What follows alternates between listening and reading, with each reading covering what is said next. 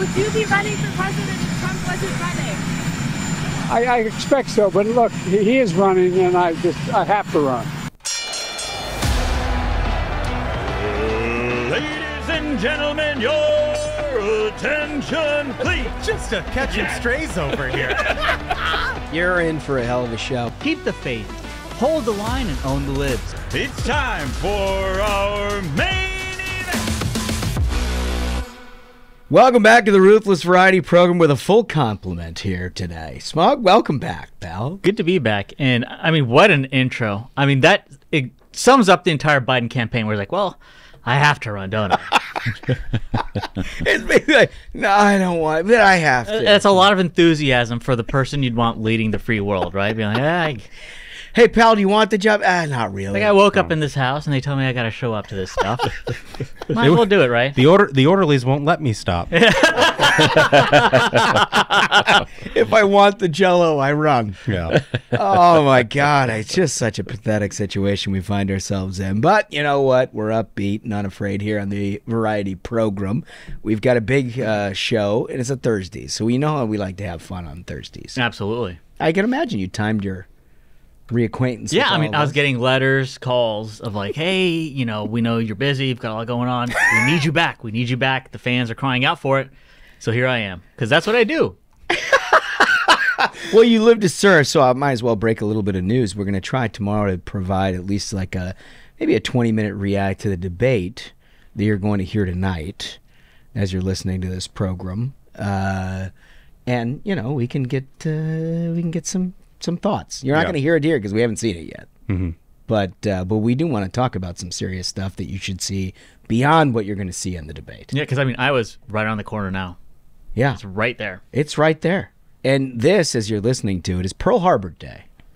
Important time to remember here in the United States. We like to observe history, unlike a lot of programs out there in the media ecosystem. Pearl Harbor. Yeah. A day that will live in infamy. That's exactly right. Hopefully this is an episode that'll live in infamy. We got a couple of awesome guests today. We've got Jessica Anderson. You've heard about her a little bit for her work for Heritage. She's now at Sentinel Action Fund. She's going to tell us an awful lot about what we talk about a ton on the program, which is how to convert to actually putting votes in the box. She's got a company that's doing this, and I think it's really important that you hear all of that. And then we're going to be dealing with Mike Lawler, an old friend of Smug's. Great guy. Congressman Mike Lawler. He really is a great guy. Yeah, he is. And the kind of guy that you build majorities around, right? I mean, he's Biden plus 10 district in New York, and outkicks his coverage in terms of what his approval rating is amongst the center left of the electorate, as well as Republicans. Outspoken, never let one of his opinions go unsaid, and I love that. Yeah, and again, it's servant leadership. Like every single, I'd say, house of worship, small business in that district knows Mike Lawler because he goes to every single constituent, and that's how he gets the votes. And when he's vastly outnumbered by Democrats, right? Because if you serve the district, you know the people support you. You don't win a Biden plus 10 district unless you put in the work, and he's proof of that. Well, and as Smug can testify, that's how he scuffed up his Ferragamo. Yeah. He's working alongside him deeply in the grassroots. Fellow traveler. The mean streets of Manhattan. Our Christmas sale continues. On the last show, we talked about making sure that we had some kind of a benefit structure that, like we ought to offer the fans something. So we've done that. And it's 15% off everything in the store.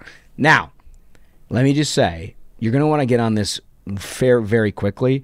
There's a chance, as closer you get to Christmas, that things will arrive in time. But to guarantee that your stuff gets there, we're saying December 10th. Yeah. Wolf, is that right? Wolf's telling us December 10th. If you order everything by December 10, you know it's going to get there for Christmas. Afterwards, you kind of roll the dice. Look, we're the little program that could. We're not Macy's. We can't get it to you in 24 hours. Unfortunately, we would love to. Also, one other thing I would say, this is a Christmas sale. because we say Merry Christmas on the variety That's right. program. That's right. Right. Yeah. We do. They try a war on Christmas, these Democrats, but we celebrate Christmas. And you should see how hard Michael's been stitching. Boy, Oh boy. is he I'm glad you mentioned that, Oh, because come on. the discount is very steep, and it's hard for the old man to do it because he works day and night, his fingers to the bone, stitching and stitching. Every sleeve on every sweatshirt was hand stitched by the old man. And it's hard for him to give that up, but he's very generous. It's and just so important to the people that he continues to do it. And, you know, let's just take a moment and appreciate. Yeah, outstanding work. Thank you, Just Michael. Appreciate the stitching. Like Smug said, it's just servant leadership. That's right. That's right. Remember our Q&A episode that's coming up. If you haven't sent in your question yet, it's hello@ruthlesspodcast.com. I look forward to a full roasting of you all. Yeah. Yeah, it's going to be a great show. Yeah, but if you write something I don't like, I'll probably roast you back. So. But I still love you. If you could send some kind of a picture of yourself to provide more context, it would be terrific. Oh, no, I won't get too personal. Oh, you won't? No, I love the fans. But I especially say all the DeSantis fans online who like trolling Duncan, this is a great opportunity. It really is. And Ramaswamy folks, too. yeah. Yeah. Yeah, keep doing it. Really double that. Hasn't backfired on you at all. All right, so the first bit of news that we have on the program came yesterday in the announcement that former Speaker Kevin McCarthy is, in fact, retiring. There's a lot of announcements that have happened over the last couple of months about people saying they're not going to run for re-election, which means they're going to serve out the remainder of their term. McCarthy, not so much. She's done at the end of this year, which puts Republicans down to, is it one? 2. 1 or 2? Yeah, I think Washington Post had one after Santos. Well, yeah, if you know, a Democrat comes into Santos's seat. But yeah, it's not good. Because I It's guess real the Santos special election is set for February 13th, I believe. Yeah. And I guess in the meantime, there's one Democrat who's expected to like retire before that time, and then another Republican. So like WAPO estimated one seat majority. I think the problem solves itself over a period of months, and what you really hope is that like the Congress can get through the important business that remains on the docket through the end of the year. You think that's going to happen? Really- Everybody's really focused on that. Really would like them to do that, Yeah. and then it won't matter quite as much. Unless they build a wall to Mars, there's no way that a third of the Republican conference is Wow. voting for a damn thing. But all that being said, I don't blame Kevin McCarthy a lick. I don't think I've ever seen a situation where there are more selfless individual who's done more for his party and trying to get majorities has been treated worse than that guy. And working in the, you know, like the realm of the possible of Yeah. like what you can actually do with a narrow majority in one chamber when the Democrats control the Senate and the White House. And his reward for that was like 8, 7, whatever members of the House, you know, acting in bad faith and claiming he was the one letting us all down. And then, you know, flash forward 2 months later, and did we get a better deal? Did we cut the national debt? Did that Is the happen? debt gone? It's- Ashbrook, it is the debt gone? I'm looking at the debt clock right now, and it's still going up. Boy, Well, maybe I it was wasn't told- Kevin McCarthy's fault. What I was told that was the trick, that we just needed to throw him out, and then that was going to take care of itself. Well, you know what? I feel misled. Yeah, we haven't received our tax bill from the IRS yet. Maybe what they'll send will be a 0 for everybody. So we'll find out. We're going to find out. We'll give them time. And you know, it's a bit of a changing of the guard. You know, our longtime political following listeners might remember the Young Guns. Oh, yeah. And it was Paul Ryan, Eric Cantor, Kevin McCarthy. Gosh, isn't that... They're all about we're the youngsters out here on the Hill. We're focused on electing young Republicans. I mean, that was a while ago now. I know. You know, and now that generation is pretty much But moved boy, on. But and look, like a flash. I have no problem with, you know, new leadership coming into the Republican Party and new ideas and fresh ideas and things like that. I just think if you're going to depose a speaker, it should be for something real. And this, I think time has proven it wasn't. It was a personality conflict. Yeah, and I should say, like, look, my critiques are not any way a reflection on Speaker Johnson or anything that they're going to do going forward. Like, it has nothing to do with them.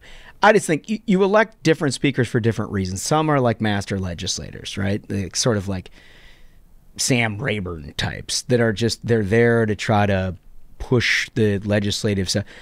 McCarthy was there because he was the best in the business at the politics. He was better at raising money. He was better at recruiting potential candidates. He was better at reading the tea leaves and getting in front of things in terms of a conference to make sure that they weren't political liabilities that they would have to deal with. And then he moved the trains. And he did all those things extremely effectively. But we don't have that. You move that off the field. Boy, I'd be real surprised, despite the best efforts of a lot of really smart people. And they've done a great job by continuing continuity with like Dan Constant over at CLF and a whole bunch of things. But I don't think you can replace Kevin McCarthy immediately. And I think that's going to take some time. And I'm sorry to say I feel like House Republicans are going to be a little bit more behind than they were with Kevin McCarthy going into next year. And that's just a reality, I think. You guys agree with that? I mean, without a doubt. On fundraising alone.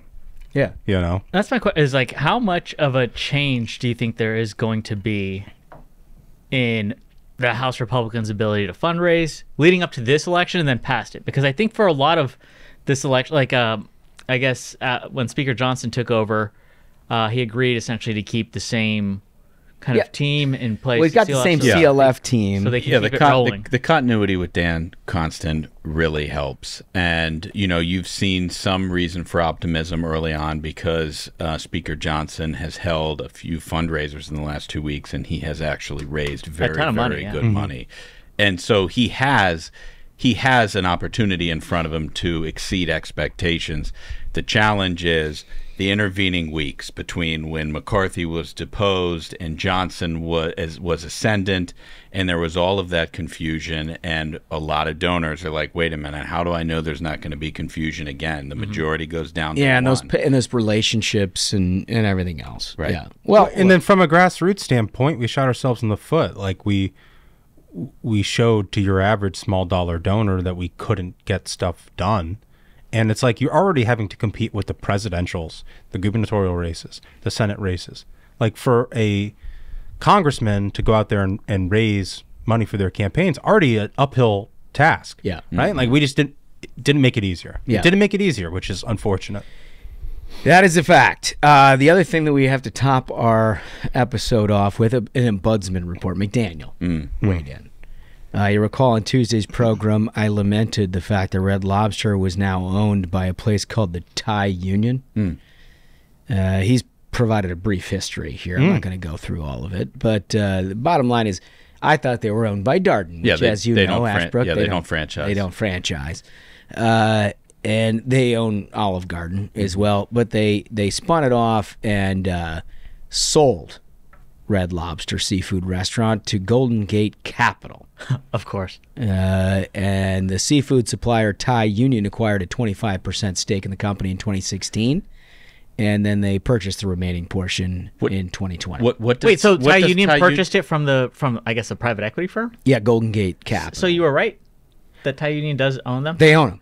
So then what's this report What is about? this report about? Well, I think he's trying to inject himself into the program. I don't appreciate it, frankly, but I feel like So we got a brief history of like a private equity transaction. Yeah. We are all far better for this. Yeah. Well, maybe we can get one of those awesome web domains that he frequently cites. DMZYX. It's like according to the Ukrainian Serbian site that steals New York Times articles. What I didn't catch. What does Thai Union do? What do they bring to the table? According to the ombudsman, again, you take that for what it's worth, but according to the ombudsman, they are a seafood supplier. Seafood. Okay, so this is vertical integration. Well, you would think so, except the whole story that we talked about in the first place was that they couldn't get shrimp for the price that they were trying to sell it. So, the seafood supplier can't figure out how to supply the shrimp in a cost-effective way. I don't know. They might need smaller holes in their nets. All I know is they want to catch more shrimp. We calibrated for lobsters. Huge mistake. smaller holes. You know, that kind of thinking, you could run a private equity shop. That's exactly right. Turn that business around. They need smaller holes. Yeah. Oh, that's entirely right. All right. So thank you, McDaniel, for that useless piece of information. But we're moving right along. We start Thursday the way we always start Thursdays, with the 5 stars. And with that, we go to the voice. Okay, this one is from Witten17494, and he writes, or she writes, 5-star reviews. Fellas, I've been listening since this podcast was made, but it's not how you think. I dreaded getting in the car with my father every Tuesday and Thursday because my dad would make me listen to this podcast no matter what. You brainwashed my dad into thinking some big red wave was going to clear all the libs out of government. we got brainwashed too, pal. Yeah. We were along for the ride on that. Yeah. Yeah. We read all the same polls you did. Yeah. Yeah, he says, but now I would like to say I'm an avid listener and listen to it while driving to school and then watching the video in school. Oh, yeah. Nice. That's the way to do it. In my government class, I can say I am one of the teacher's favorites because of what I learned from y'all. Yeah. Oh, This I want to know what school this is. That they're like, wow, you're actually learning information from here, Right. And that's encouraged. That's like a foreign idea in universities these days. Maybe a guest professorship for Smug. yeah. That would be good. My favorite thing is when we get to debate in my government class because I get to own all those libs. Terrific. Keep it up, fellas. Oh, great. What a great kid. That's awesome. Appreciate it. All right. Next, Michael. This is from My Fair Katie. No, that's clever. Yeah. Well, and right up your alley. Yeah. Title is My Favorite Political Podcast. I have 8 political pods on my rotation, including Megyn Kelly, which is how I found you guys. Ah, nice. While some of the other shows are serious and can sometimes be a downer with the political environment being what it is, I can always count on the fellas to make me laugh and smile, even through the dumpster fire that is the typical news cycle. That's our goal. King of the Hill is my favorite segment, although the animal news is a close second. Own the libs and keep the faith. I love that. Well, you're gonna get him. You're gonna get. We've done some animal, but you're definitely getting King of the Hill today. So thank you, Katie. Appreciate it. Smugglesworth, what do we got? This is from Stephanie Bowman 3135. The show was fire today. Mad Libs is hilarious. Oh yeah, I forgot to tell you we played Mad Libs. Yeah. That's the one I always tell Duncan. Can't you just get Mad Libs together? And he Okay. always refuses. It's because he's sewing all of the garments. I love Smug pretending like he was EPing the episode. I demand from I'm not on being the road. here. Yeah. I'm already a busy Yeah, guy. and sure. I'm just trying to get Duncan to do one thing. Haven't you seen him work that loom in his office? He's literally, you've seen those trucker hats and the weave on the back of the trucker Oh, it's hat. He puts excellent. every single Well, and you hole. can see he's like a piano player with the foot thing. He is. going, too. It's just Yeah, it's sure. very impressive. Mad Libs is hilarious, and I actually forgot about the game. The interview with Dana was wonderful. The long-form interview is the best part of the podcast world. Well done, fellas. Oh, I you so appreciate much. that. And that was a YouTube comment. We like getting a nice YouTube comment. Oh, we're gonna mix those in from time to time. Well, yeah. I mean, go ahead and check out the YouTube, subscribe. You know, yeah. hit that bell for notifications. Yeah, So ding. so you know when we have content. Absolutely. No, that is a really. I'm glad that we started doing that. We need to do more of that, fellas. Spaghetti, get on that. All right. So the way we also process Thursdays at the top is to give our winners and losers at times of the week, but certainly our winners. Fellas, let's go around the horn here a little bit because we are, as we're taping this, we're on the eve of a very important debate. As we said, we're going to give a little bit more context to that later in the day today to give you our thoughts on it. But there's a lot of underlying stuff here as we get closer to the Iowa caucus. Smash, what's your take? So my winner of the week has routinely been the man who is leading the field by such a large margin. President Trump has only seen his lead grow from the beginning of this race. But there's one guy who stands above the rest when I think of the last week and who won it, and that's the guy who's went toe-to-toe with the most liberal, outrageous governor in the country, Ron DeSantis. His performance on Fox News last week against Governor Gavin Newsom was phenomenal. He held up the poop chart. He just put every last thing right in Gavin Newsom's face, and I know that he's taken flack for things that are out of his control. The super PAC is in shambles, and his staff is, getting all these process stories. But when the candidate himself was faced with an opportunity to go mano a mano with a guy who Democrats consider their future. Well, they know he's the most talented. He stood and he delivered, and for that reason, I think Ron DeSantis won the week. Also, it's important to point out, I remember the morning after that debate, I think it was the New York Post who had this. Someone had the story that if you were watching it and Hannity was like, okay, the candidates say they want to keep going, so we're going to go to commercial and we're going to keep this rolling. Apparently, right then, Newsom's wife went up on stage and pulled him. Said, you're done here. Yeah. So I guess, I guess that's the end of that. Well. Yeah. Coward. That's a Yeah, I mean, that's a good sign, right? When the other guy just surrenders, worked seriously. All right, Michael, what's your take here? Well, as usual, I've decided to think outside the box here. Oh, Jesus. And make more people angry. Good. Two things I'm very good at. And I feel like I have to sort of riff on the opening audio from this episode. Joe Biden saying basically the only reason I am running is because Donald Trump is also running. Mm-hmm. Yeah. Which is just like an incredible statement on its face. But I think it reflects like an incredible phenomenon in our society today. In 1992, we elected the first baby boomer president, Bill Clinton. Yeah. 1992. I will be the same age as my father was then, and my son will be the same age that I was then. Oof. In 2024. Oof. Wow. And our two leading candidates for president, who are basically, I call it mutually assured nomination. Like the parties are... They're locked in because they're locked in. They're locked in because of the other guy? Yeah. 30 years later, 31 almost years later, our two candidates for president are what, 79 and 81? Boomers. I think Biden's actually a silent generation. And the baby boomers have told us for years how much they want to leave a better country to their children and grandchildren. When the fuck does that start? When does that start? When do you take your hand off the wheel of power in this country?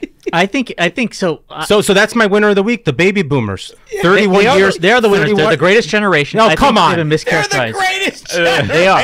This is a heroic generation who stood in the face of communism and said no. They brought down the Berlin Wall. These are heroic people who have done incredible things despite the youth of today trying to destroy them and everything that they've built. Look, I love the baby boomers. My parents are baby boomers. But here's what I think, the older folks who listen to this show need to realize, because I hear a lot of them talk about how, kids don't want to work these days. They got off at 5 o'clock and they got to turn their brain off all weekend. Now we carry around a fucking computer in our pocket and we're never off the clock. Yeah. And we have global competition for our jobs in the future of tech and innovation in this country. They never had to deal with that. And they got rock bottom interest rates on houses 30 years ago. They're now worth 10x. The baby boomers own like half of the wealth in this country. That's also fake news. Boomers were buying at there was a time when boomers were buying at 20%. So here's the thing. I know there were higher rates. Adversity, the boomers still rise. Oh, come on. I knew it. The best part about this take, first of all, I love when we get riled up on generational warfare because it's some of your best stuff. But the fact that we do this every week and he just tries to go the opposite of whatever. Great. There should be a monument to boomers. Magic. But it's just monument to boomers, the best amongst us. Yeah. And just to put a finer point on it, we've got Joe Biden, 81 years old, who's a borderline dementia patient who, like a lot of people think, does not possibly have the ability to get through to election day. Donald Trump doesn't think he's going to actually be the nominee. Nikki Haley says it's going to be Kamala Harris. And then you've got Donald Trump, and I feel like we're sleepwalking towards the fact this guy who's indicted 91 times, with all likelihood, will be a convicted felon before the convention. And he's 79, the other guy's 81, and all the boomers in this country are like, nope, one more. Win one more for the Gipper. I just can't, it's unbelievable. It's unbelievable. Bill Clinton is younger than both of them, and he was elected when I was 6 years old. He's What the fuck? Really puts it in context. What is going on in our country? Like, could we elect the conservative governor who won by 20 points, or the former UN ambassador? No, this other guy's up by 40 points. And like, I think like the fact that right now it's not a competition of ideas and all of these things. Donald Trump doesn't show up to the debates. You're listening to this, on Thursday. We're recording on Wednesday. Shocker, he's not going to be at the debate that you watched. Yeah. And the voters of this country are okay with that. Yeah. And the majority of them are baby boomers. And for that, my hat goes off to you. Congratulations, you're winner of the week. Oh, it's special winner this week. I love that. All right, Smug, what do you got? So mine is also a little bit outside the box thinking. Uh-oh. My winner of the week is Doug Burgum. Oh, so you say that's just, and here's why. Yeah. He ran a terrific campaign where he had zero name ID, even though you look at his resume and it's hard to think of a governor who's been more successful and accomplished more for their state and more of like the conservative wish list in terms of whether it's on family issues like banning pronouns from public schools, or how he personally, before he became governor, created a $1 billion company in his state to prevent people from having to go out to look for jobs. He built a tech center within the state with good paying jobs, and from nothing. The guy had nothing, and he built all this, accomplished so much, and he ran a completely classy campaign, and he bowed out because he saw the numbers weren't there, but he's still a winner in my eyes. Yeah, well, listen, I also took Progrum. I previewed this on Tuesday, but it goes along with my record here throughout, which is if you can't get the votes, consolidate. Mm-hmm. And this is a guy who's a selfless individual. He's done this his entire life.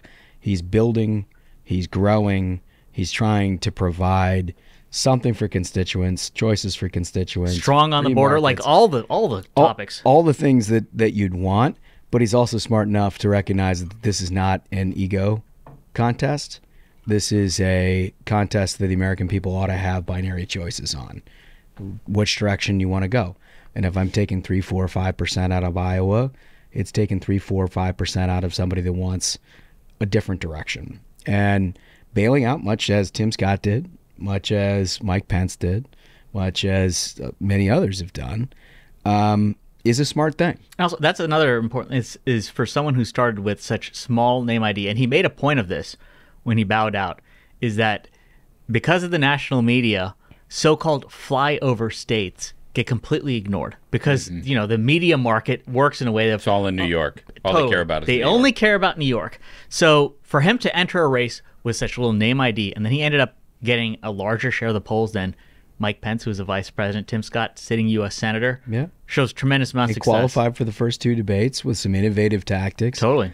No, salute him and his campaign team. They did a nice job, and they're going to be friends of the program forever. I know that. Mm-hmm. We're gonna toy around with doing some exit interviews here. Well, we haven't a good started idea. that yet, but I think we should, because I think you get a little bit more candor on the back end. Oh yeah, and a lot of insight there. Yeah, so I think we should put a call in. Wolf, we got to start putting the calls into these guys because they should come back on that. All right, before we get to our next segment. We had talked about this with a previous guy. I believe Derek Anderson brought this up. Mm-hmm. And there's a company that makes bourbon and rye. Mm-hmm. We're connoisseurs. Yeah. Something we're experienced with. And in the mail, just moments before we took air, were 3 bottles of Leatherwood Distillery. Rye, bourbon, and then what's this mess? Apple moonshine? Apple cinnamon moonshine. Yeah. Can I get some more of that bourbon, please? Yeah. Listen, red leather, yellow leather. I can still say it. So far, this has not hit the mark yet. I'm actually surprised because it's 109 proof. And it's a deceptive 109 because it does not taste like no, honestly, not what you'd expect. So this is the Snake Eater bourbon whiskey, 109 proof. Oof. It's actually ridiculously smooth. I mean, gosh, this is good stuff. And the way that it's bottled, like, it's dangerous because you might be able to just crack that thing open and be like, oh, it's a nice little ale.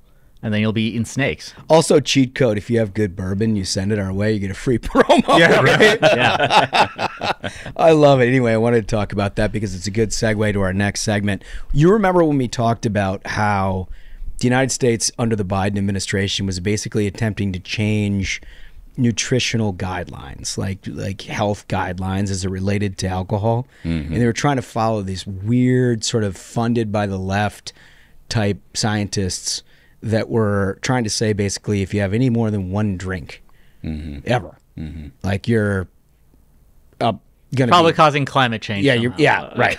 No, I mean seriously. I mean, that's the kind of bullshit they always run with. But Which is all nonsense and completely ridiculous. Well, it turns out that this is a global thing. These guys have funded a global effort, and now the WHO, the World Health Organization, amazing, says it's time to hike alcohol and sugary drinks tax. Okay? So countries need to increase their taxes. This is according to medicalexpress.com. Express.com. Countries need to increase their taxes on alcohol and sugar-sweetened beverages, the World Health Organization said Tuesday, saying too few states were using tax incentives to healthier behaviors. these people are criminals. Like, they are actual like the World Health Organization, in my opinion, are a bunch of criminals. They sent that tweet out being like, COVID-19 cannot be transmitted human to human. The wire arrived China. Thank you for that donation. Like, these people, to have the audacity to ever again show their faces in public, let alone now try to affect policy in the United States of being like, here's what you should do with tax policy because we want to control behavior. Well, that's my favorite part. These These are supposed to be scientists that are studying health outcomes of people. Right. And what the next sentence of this is, after studying taxation rates. Yeah, well, like, that's not your job, idiot. Right. You're supposed to help us, like, not catch diseases, which you already have abdicated that responsibility. Now you're trying to take on some more? I mean, that's like taking medical advice from the Ruthless Friday program. But that is actually sound. Well, but I'll provide some if you want. You should drink as much of this Leatherwood distillery as you possibly can. You know how they're funded, right? American taxpayers send hundreds of millions of dollars to this organization every year, like somewhere between $200 and $600 million a year, for them to put together Twitter memes and tell us that we need to pay more in taxes.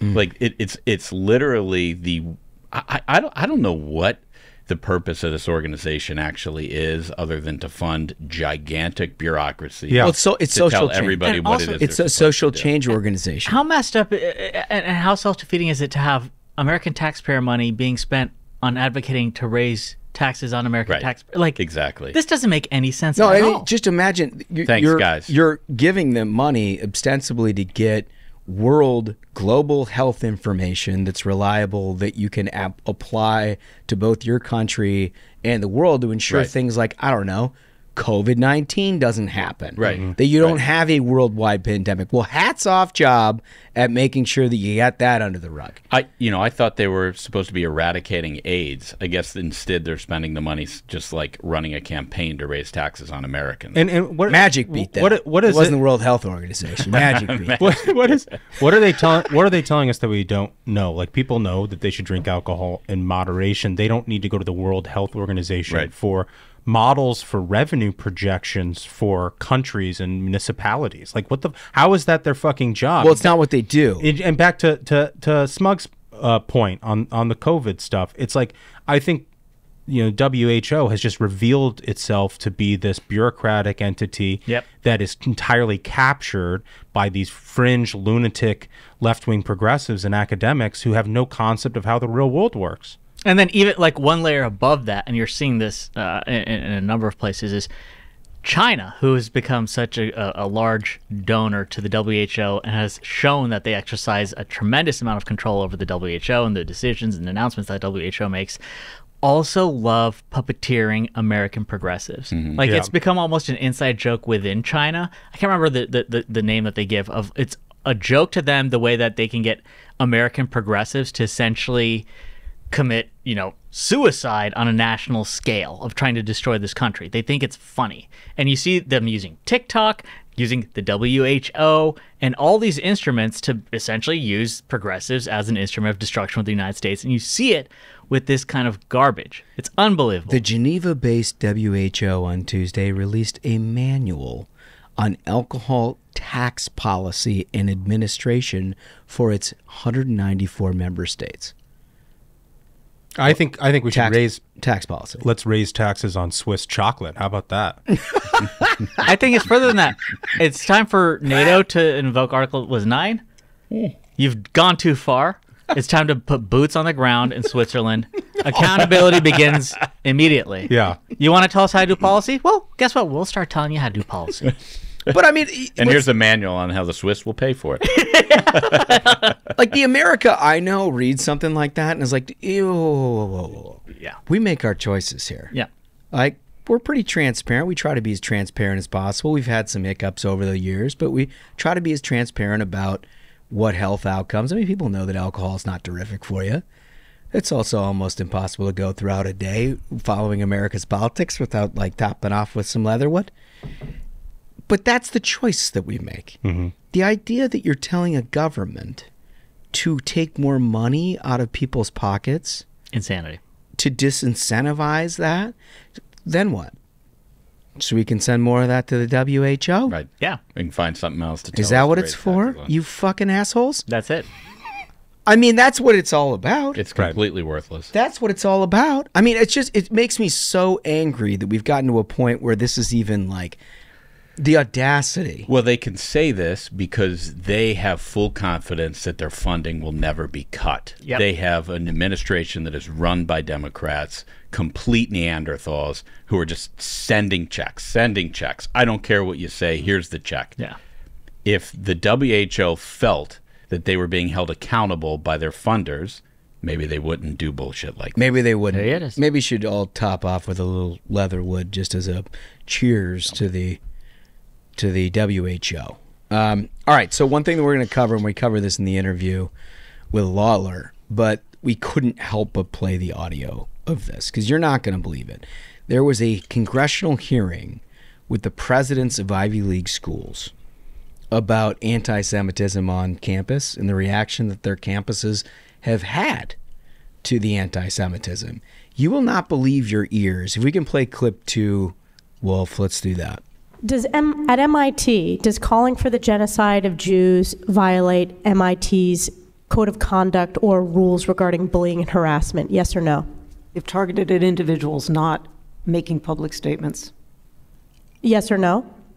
Calling for the genocide of Jews does not constitute bullying and harassment? I have not heard calling for the genocide for Jews on our campus. But you've heard chants for intifada.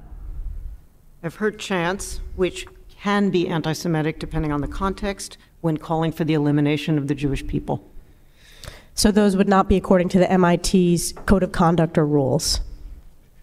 That would be investigated as harassment if pervasive and severe. So this went on and on. She went right down the line. Yeah. She did Harvard. She did Penn. She went right. They all had a similar answer. I mean, every single one was, it depends on the context. Yeah, I like how so they... I call for Yeah. killing of all people of a certain religious belief, but the context is... Yeah, if I don't direct it to the Jewish person right in front of me, then it's not technically harassment. I'm not even sure that that's what they're talking about. It just what I find so fascinating about this and sort of ghoulish is the way that she sort of falls back on this legalistic approach to the whole thing. It's like such an easy on its face, it's a very simple answer, but like she's got to shuffle some papers and figure out if that's a problem. Yeah. You know what I mean? Because it'd Like, be a it's problem like- for her it's because the psychotic. left has completely captured these campuses. Yeah. And so the thing is that they've become this kind of mindless death cult where it's like if anyone disagrees, they're always looking around the table. If anyone disagrees, they're going to be in the out group and everyone's going to just attack like a pack of wolves. So that's why she's shuffling those papers and being like, I better not say the wrong thing because 97% of our professors identify as progressives. 97% of the students that we let in with our progressive administration board identify as progressives. So when you have that cult surrounding you, you know you can't step out of line. Yeah. And, But again- like, not even with the most reasonable question is asked of you, give the most reasonable answer, which is like, yes, that's a completely insane and crazy thing. You can't be saying things like But this. again, like pull it back to a 50,000 foot, like you've rightly said, that they've been entirely captured by the left. But as we've said on the program, and some people have rankled a little bit, Hamas is a constituency within the progressive left in America. Yeah. It is. If you had any doubt about that, listen to what those answers are. Imagine for one moment that there was a white supremacist rally. And there, to be honest with you, they didn't even need that. During the context of 2020 and 2021, statements were flying left and right out of all those schools about the slightest indication that maybe BLM was either out of line or microaggressions against people who supported BLM. Well, it was like the other... Very vocal on all of that. And yet you're talking about genocide. Literally genocide. I mean, dude, this isn't like, well, we have some, disagreements about social policy. It's like, no, we think they actually shouldn't exist. Yeah, we need to know the context of this intifada. and again, I see this as a really important opportunity to point out. So the left does not care about hypocrisy whatsoever. No, they laugh in your face if you try to say, imagine if a conservative would do this, or, oh, this is hypocritical. They laugh in your face because they don't feel the need to in any way be intellectually consistent. This is all about control. The same way that they told us for years, hey, saying the wrong pronoun is violence. Words are violence. Hate speech is violence. People will die. They'd always say like, oh God, if Ben Shapiro shows up on campus, this is harmful. He's going to cost lives. People are going to die. But this open allowance of calling for the genocide of a group, oh, well, you have to... Let me check the manual. Let me look. Let me shuffle some papers. It's because they don't care about, if they're not being intellectually consistent. They don't care if they're being hypocrites. What they care is exercising that control over all of you, of being like, it's not okay to misgender. It's not okay to say, men aren't allowed to swim against women. Like, they want to have control over what you do. They don't care what you think of their ideas. Another reason why they don't care about hypocrisy, or they're not worried about being called out for their inconsistencies, is because the press never does it. If you didn't have that hearing called by House Republicans, you'd never have heard that. Never. Because on the front page of the Washington Post on Wednesday morning, there was no mention of that hearing. The most controversial statements ever uttered on behalf of the heads of major universities. They didn't even cover it. They didn't even cover it on the front page. You know what they did cover?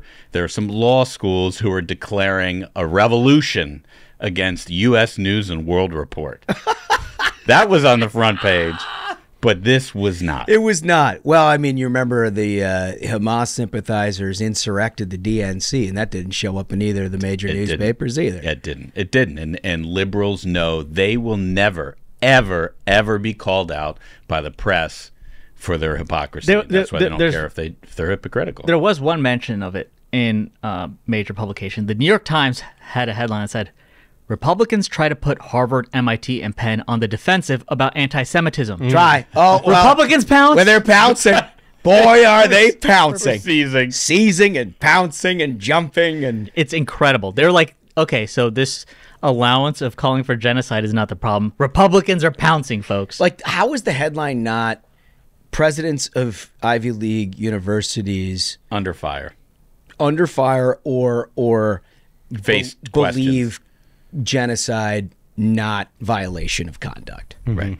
Like, that's what the news is. Because Ashbrook's journal buddies are these left-wing nut jobs. Ivy League presidents defend calling for intifada on their campuses. Instead, it's Republicans use the issue as a cudgel over their there's those Republicans. Exactly. Always up to it. Next time you're at one of these Georgetown cocktail parties with your journal buddies, Ashbrook, my God. hold them accountable. I will. Hold them accountable. I will. Do the right thing. I will. But on the same topic, because it's a good segue, have you guys seen this Washington Post strike that's supposed to happen today?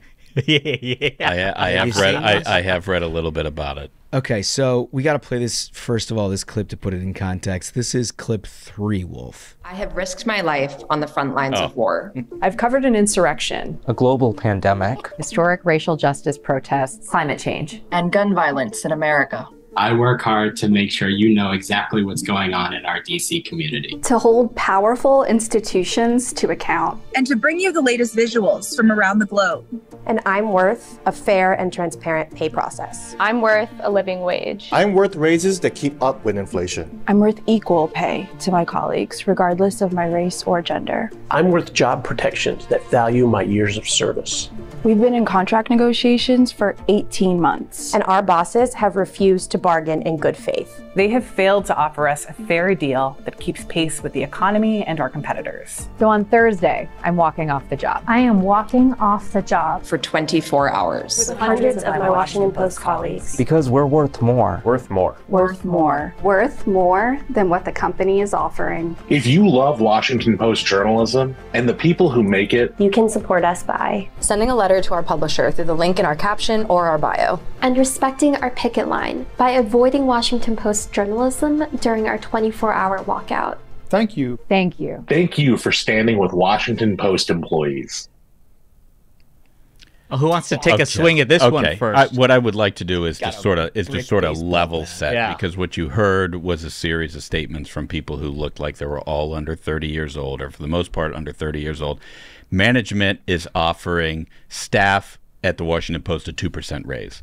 They're saying that's not good enough. They want 3% or 4%. Why? Because of inflation, which is very funny given the headline that was on the front page of the Washington Post last week. Inflation is down, but gripes still going viral. Yeah. That was the front page of the Washington Post. Yep. And the idiots who are pushing the normal people at the paper to publish that kind of bullshit are the ones saying, oh, no, 2% isn't enough because of inflation. And for them to, in those little TikTok speeches, to be like, we hold power to account. Why do you think inflation's gone up? Right. Why do you think he's across the street from you? He lives in a large White House. He doesn't know what's going on, and he's the reason inflation is not keeping up with wages. And here's the other thing: that is such a good point. I want to salute the publishers at the Washington Post because they do know what you people are worth. They were generous. That was way too much. No. If 2% if they increase knew what is they way were too worth, much. there would be a 2% retraction. And that's the thing is these crooks. They know they're not worth a damn thing, which is why they're only walking off for 24 hours. If you knew your worth, you'd say, I'm leaving until someone pays me what I'm worth. But they're going to come back after 24 hours because they know the only job they should have under Washington Post management is at Amazon. Maybe you could actually find a skill that helps humanity. Get people their packages. Provide something for the community. Bring that cardboard box to someone's doorstep instead of lying to them. This newspaper lost $100 million. See, I think this is the thing that gets me going. We were talking about this a little bit before we went on air. The thing that gets me going, the thing that makes me the most angry about all of these sort of things is like, that's what I'm worth. Okay, well, what you're worth is what an employer is willing to pay you. Bingo. This particular employer is in the red $100 million this year. $100 million. Mm-hmm. That's not an employer. Other than if Jeff Bezos didn't own the Washington Post, none of them would have jobs. No. Yeah. None of them would have jobs. It'd be like Dossie and Paul Kane hanging out over damn balls. That'd be about it. They would be more profitable if they did nothing and fired everyone, and then they wouldn't lose $100 million. Like, if you want to stop losing money, shut it down, man. But that's the way. Also, like, what is worth discussing? How the fuck did they lose $100 million? Because of crap like that. They've hired these people. Spend $100 million? How do they spend $100 million on? Because of people like this who are demanding more money when this company's losing money. They're like, here's the thing is, so we lost $100 million. We should all get a raise. That's the argument here. They should use the opportunity to let idiots take a walk and then take the difference in their salary and give it to the people who are actually trying their best. Doing the job. Yeah, exactly. I know. Well, it's just fascinating because, like, look, it's a big newspaper. It's got a lot of people that cover a lot of different things. I noticed a lot of people had some real suspect beats on that. Right. If you read the underneath the captions are like who they were, they're like, well, I cover video games. It's like, oh shit, what would we do without that? The best is like you hear Madden is coming out again this year. No, when you hear congratulations, this year Grand Theft Auto is featuring a woman character. when you hear these people say that, like, a feature piece, my job is I'm bringing to light what's happening in DC. No, you're not. No, you're not, because you'd be talking about how like what is it, 17 carjackings a week?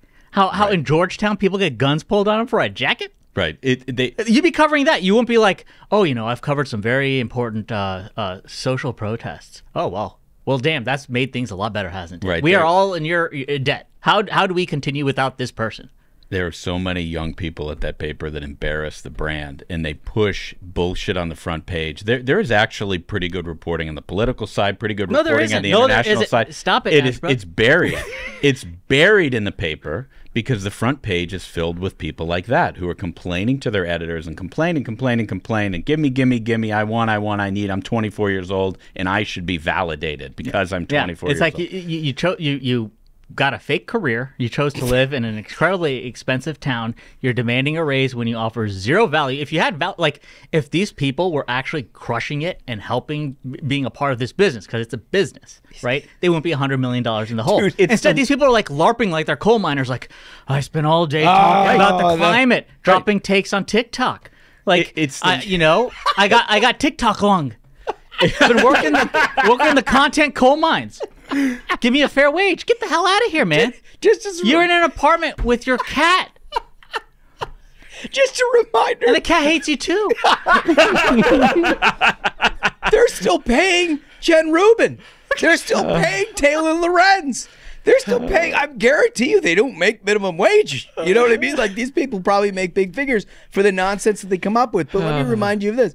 Bezos bought the entire thing in 2014 or 2013 for $250 million. He lost $100 million on that. This thing is like a philanthropy. It is. And the idea that you come up and you're like, I deserve this. And it's like, what? And you don't deserve a fucking thing. You deserve what it is that you could.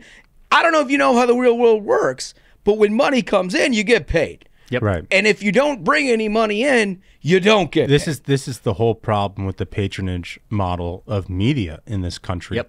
Is now you've got these Slack channels of people who think they're working for a fucking charity. You know, I mean, like, think about the fact we do this show twice a week, sometimes 3 times a week. We also do our day job. Yeah. We do our day job and then we do this. Right. Like, what do we need to have like a collective bargaining agreement? Can you imagine if we had $100 million? $100 million. You people, if we had $100 million, this show would be so offensive. I'd be dead. I'd be dead in a week. But I'll tell you that. But like, it would be the most offensive content. My body would be found on a yacht in international waters in 72 hours. But think about. But dude, really think about that. Think about that. Like we were just some slap dicks with USB mics going to the side of computers, and now we got like 4 million people who listen to this thing. We beat their podcast on the charts. Yeah, nobody pulled up a Brinks truck to us and was like, we would like to have a patronage model for you. We want to take the stress off you, and you can do whatever you want because you're a special little snowflake. That didn't happen for us. No. Not for us. No. We have our day job, and then we do this job. And these people are complaining about their working conditions. Like they're fucking longshoremen.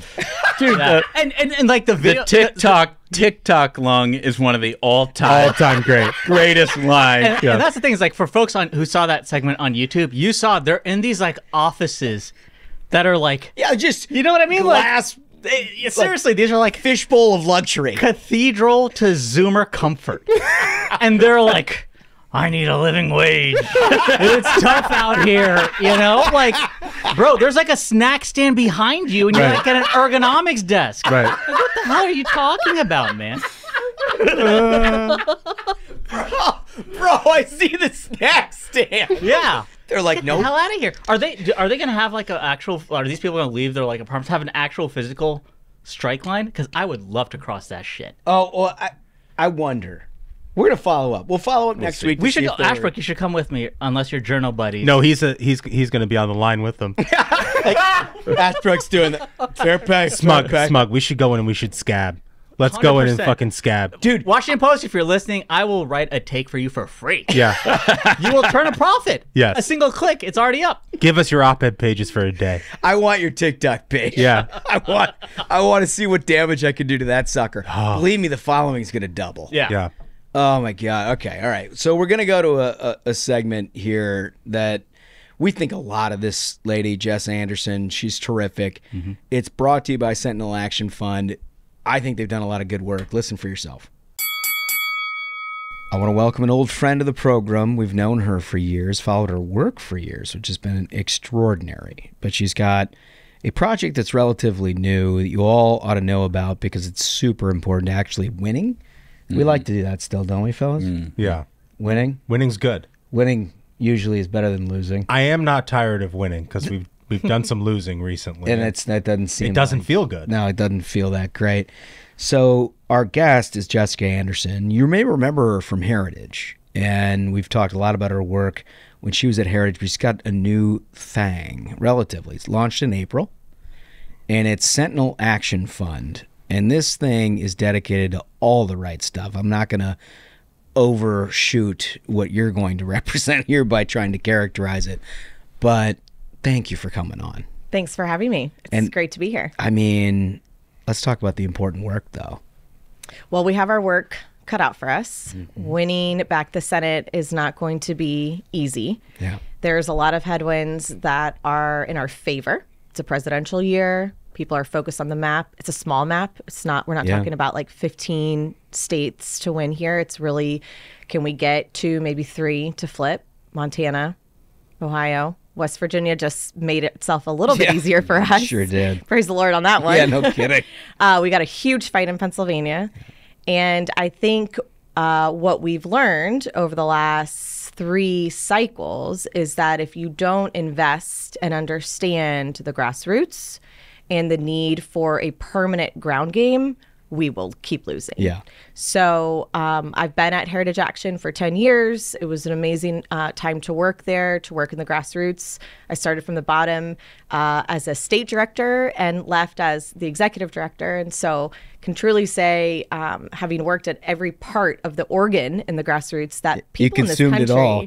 Yeah, and people in this country are fired up. Yeah. I mean, they want to see elected officials do what they said they were going to do. And they'll show up for you, right? They will turn out and vote, but you got to make it easy for them. And so for Republicans, that means that we have to start utilizing every single tactic in the toolbox. Yeah. Absentee ballot. Yeah. Early vote. Yeah.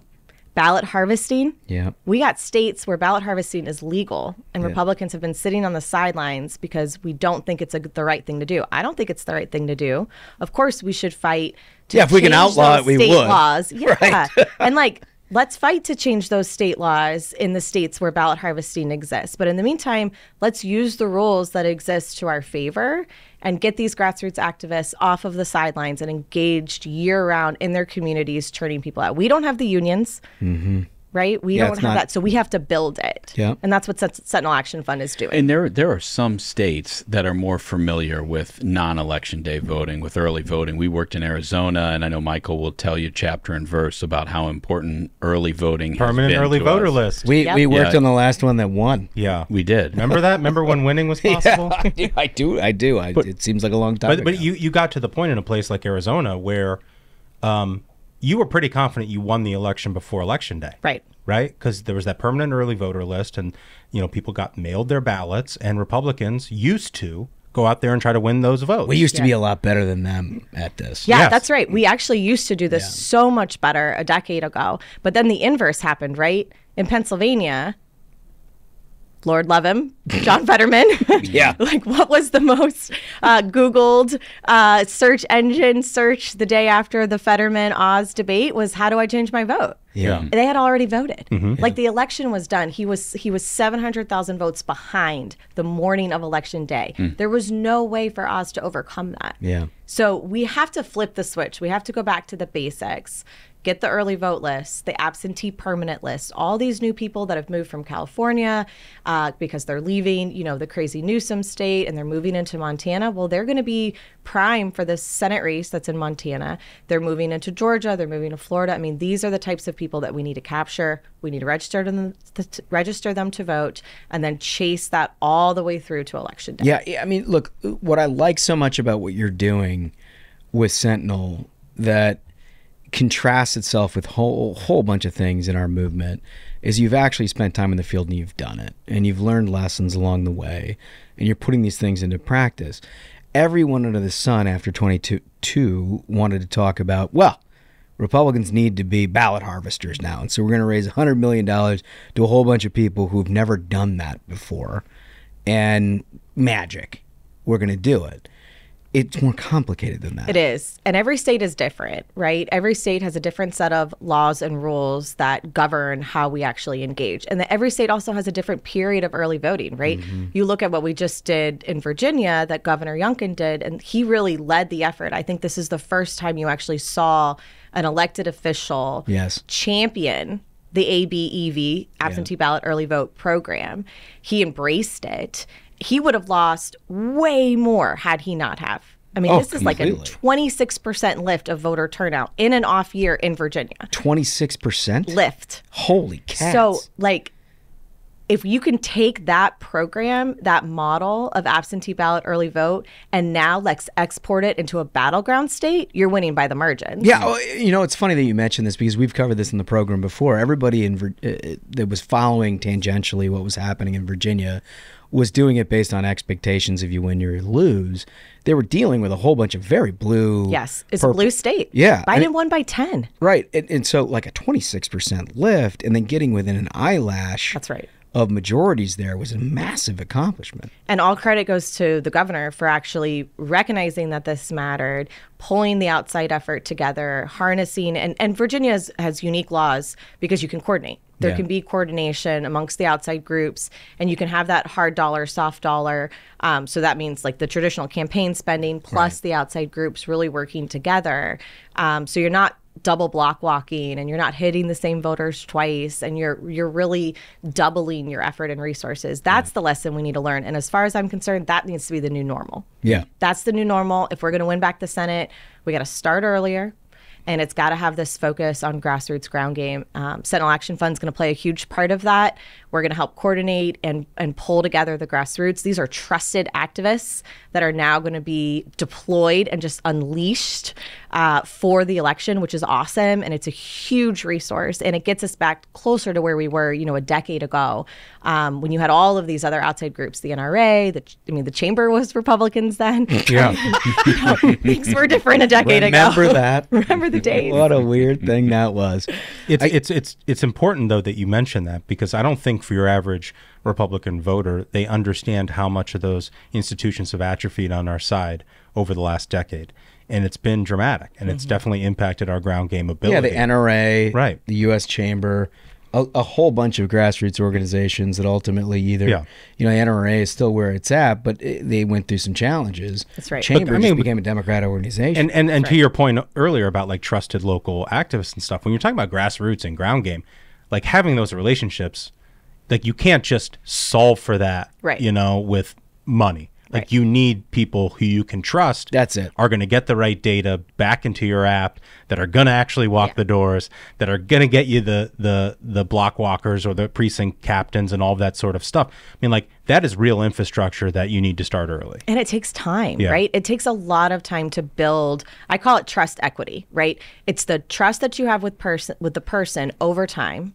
And then it's the equity, because then you're going to ask them to do something really intense, which is, I'm going to ask you to go talk to your neighbor about what their plan to vote is. Right. And which is a daunting thing for a lot of especially in this day and age, because everything is like, I don't want to cause a problem with 5, you can't talk about this. I'll just post another post on Facebook, and that'll solve the problem. Right. Then you walk up and you see MSNBC in the window, and you're like, Jesus, this is having to call Jess. This is a heavier lift than I was asking for. But we got to get back to that, guys. Like, think of how the left operates. They have never taken politics out of their kitchen table. Yeah. It's part of it. Planned Parenthood and being pro-choice is just part of being a Democrat. It's your way of life. You're in the union. This is how you vote. You talk about it. For us, we're like, Thanksgiving can get rough. Yeah. Let's not talk about, if the election was rigged. That's not our position on the variety program. Right. Yeah.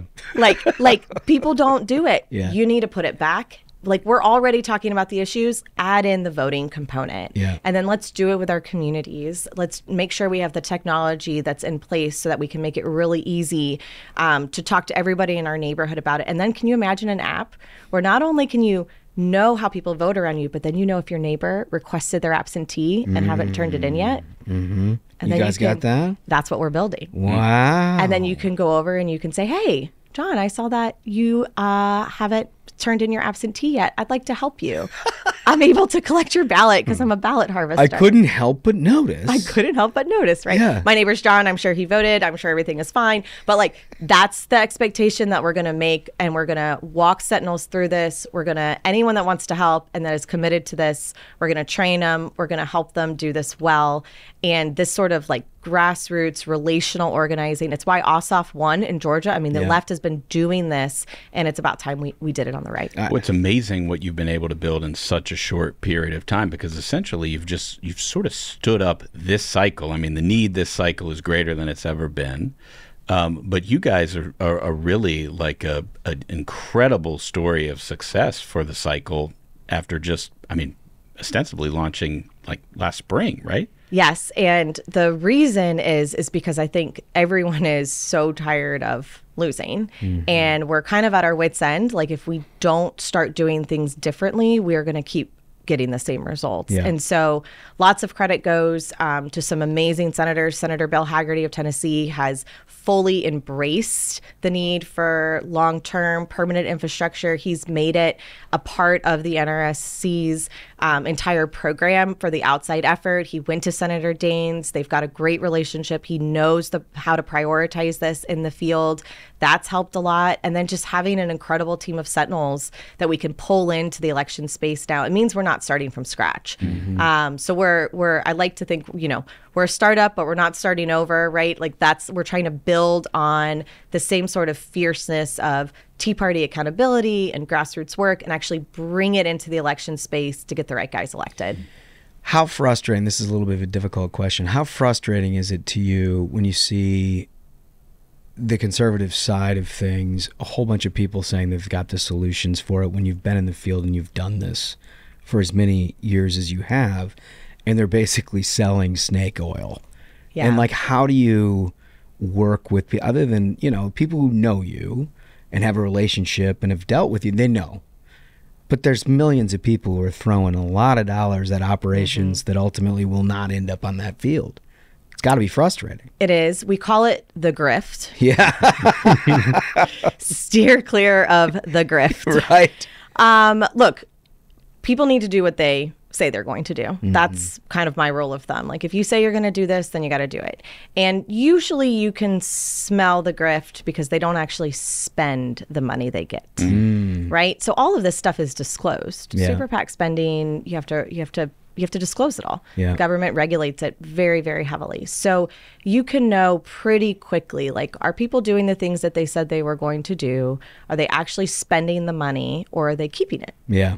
Well, we need to start doing that in the program. We need to keep track of that kind of thing. Because I think in this area in particular, it is super important because TV ads, you either see them or you don't. That's right. Right? Digital ads, you either see them or you don't. A whole bunch of campaign components, whether a candidate's traveling or not, you see it or you don't. That's right. Ground game is that invisible piece that your neighbors know about that ultimately doesn't show up on anything other than just sort of an amorphous FEC report. So it's accountability here is the biggest deal. Yep, and you got to audit the auditors, right? Yeah. As you go through the program, as you go through the effort and you go through the programs, like actually having 30-day check-ins, actually auditing the doors that you've gone to, having spot checks, having accountability throughout it. I mean, this is why I like the team that we've been building, is because they're all business people. And so they're used to running an effort that is highly transparent. It either has a result or it doesn't. Yeah, and look at the ROIs, right? Like, that's the other thing. If you want to see the best return on your investment, if I'm a donor and I have, let's say, $100,000 to give this race, do I want to give that $100,000 to a television persuasive ad or to a get out the vote effort? Yeah. Well, I'm going to tell you, you can get a better ROI for the dollars it takes to turn out a voter than $100,000 on a television ad. Do we need both? Yes, absolutely. Do we need the messaging component? Do I think that the NRSC and others are going to do that well? Of course. But having that ROI for actual door knocks and that door-to-door of getting a person to turn out and vote, and especially if we can get them to vote early, then they cost less, right? Because if you vote... And it's in the bank. It takes the subjectivity out of it. That's right. And then I don't have to spend money for the next 30 days getting them to turn out on election day. Yeah. Yeah. Listen, we've been a big fan of your work for a lot of different years. And I know the guy in the end has a lot of thoughts on your husband. Well, he's got a great golf game, and he's just a tremendous fella. He's a keeper. I'm going to keep him around. That's good. That's good. I'm glad. Listen, Jessica Anderson, thank you for what you're doing. Thank you. On behalf of all of us, much success. If people want to help you out or get involved, where do they go? SentinelActionFund.com. I also started a Substack, which the kids tell me is really cool and hip and like where things are at. So I got a lot of thoughts and analysis on Virginia on my Substack. Good. So you can check that out or follow me on Twitter, Jess Anderson 2, for all the hot takes. Jess, thank you so much for coming in here. Really appreciate it. Awesome. Thanks for having me, guys. It's amazing what she's been able to build in such a short period of time, and it sounds like it's only growing from here. Yeah. Yeah, but I think the most important part, and we were sort of like beating around the bush a little bit because we didn't put her in a bad spot, but I think we got to it, which is in a post-22 environment, there are a whole bunch of grifters out there that are like, well, what we need to do is ballot harvest. And if for a low price of $100 million, we can hire a bunch of sex offenders to go out and ensure that we pick up all the ballots of all of the places across this country. And like they're lying to you because they don't know how to do that. No. They don't know. They don't have the institutional knowledge of knowing what states even have ballot laws that allow you to do such a thing. Like they've blanketed. They're like, this is a United States thing. No. There's like 4 or 5 states that matter max. Really, only like 2 that matter for that kind of thing. But then there are other things that you got to do, like ABEV, absentee early vote stuff, and knowing the deadlines, knowing the voting trends, knowing where we're behind. These are people who know that because they've been in the field and they've done that. And there are other, this isn't the only organization that does that, but you got to make damn clear that you don't get Jerry Falwelled into this thing, that you don't get like fully committed to something that is not actually real. We need stuff like this in a place like Arizona. And I know from having worked in the state, when you run like a ABEV program in Arizona where you have a permanent early voter list, like you have to set up a mechanism to get these people to turn in their ballot, right? Like you like run a bunch of Facebook ads and you're like, sign up today if you want, permanent early voter list election alerts or whatever, right? People give you your email address and their phone number, right? And so then that feeds back into the CRM of the campaign, right? So all those people who sign up for that thing then immediately get a phone call from the campaign. Hey, we know that you're on the permanent early voter list and that you have a ballot on your kitchen table. Can you turn it in? Can you make a plan to turn it in? When do you plan on turning it in? And that's the psychology of a voter. Michael, you're not just making it up, because the last time a Republican won a race for Senate in the state of Arizona, this was your responsibility. And then if that person still doesn't turn it in, they get a door knock. Yeah. And that person from the campaign shows up and is like, hey, thanks again for signing up for those alerts. We know you got a ballot. Could you please turn it in today? Yeah. And it's like that mechanism of that thing isn't a thing that you can just wake up one day and get $10 million from some fucking billionaire and you're like, I can run this everywhere in the country. It's the reason why we're so critical about Arizona is because we actually ran the last Senate race that won. We did the thing. So we know what they're doing. And to reiterate, so, with Jess Anderson, like Duncan described, institutional knowledge is so critical. Yeah, it's huge. In New York, just like you mentioned, I remember, and you only learn this from working on the ground repeatedly and doing it yourself, the perm absentee list is like your bread and butter. And I would take it even a step further because I guess the median age of someone on the permanent absentee list is maybe 75 in the districts that I would work in New York City. So whenever we'd get like, the volunteers from like high school to do phone banking, I'd be like, put them on the perm absentee because these folks getting a call from someone the same age as their grandchild, they'll grab that ballot and they'll fill it out while the kid's on the phone with them. And you learn these kind of tactics by working it. And that's what Jess Anderson and this group brings is they have the institutional knowledge. Right. And as Republicans, we used to dominate at this. If we don't we will not win in 2024. Yeah. What she's doing is so important. But if you get the Jim Baker and Tammy Faye treatment, where you're just like, you know, hey, send us money, we'll make it work. Like, you get what you pay for. You get what you pay for. Yeah. And that's very compelling. They wouldn't be as popular as they are without that, because they're good salespeople, but they don't know what they're doing. This is somebody who does. So follow along, adjust accordingly. All right. So breaking that up for a minute, I think we should play a game. Let's play a game. It's Thursday. Yeah. And that can mean only one thing, and that is King of the Hill is back. And our defending champion. Two-time. Matthew Dowd, right? Yeah. Holmes says Dowd. And I'm playing now. And I got to bring back Sherry, my Sherry. Oh, my God. He's bringing her back. I feel like every time you're up, you bring Sherry. Well, you know. I love her so much. She's such an unfair advantage, and so she always, like, the only way that she ever gets knocked out is when she wears thin on her insanity. And again, you forget about her insanity. The important thing for our listeners is, I cracked skulls. Everyone was trying to jump off of having to do this today, and my God! It was not until he found out that he didn't have to actually pull this stuff. I was like, I'm going to be the bailiff to make sure that we get this done and maintain order. That's what being a good bailiff is all about. That's right, Judge. All right. It's such an outrage. Well, with that very true statement from Smug, let's go ringside.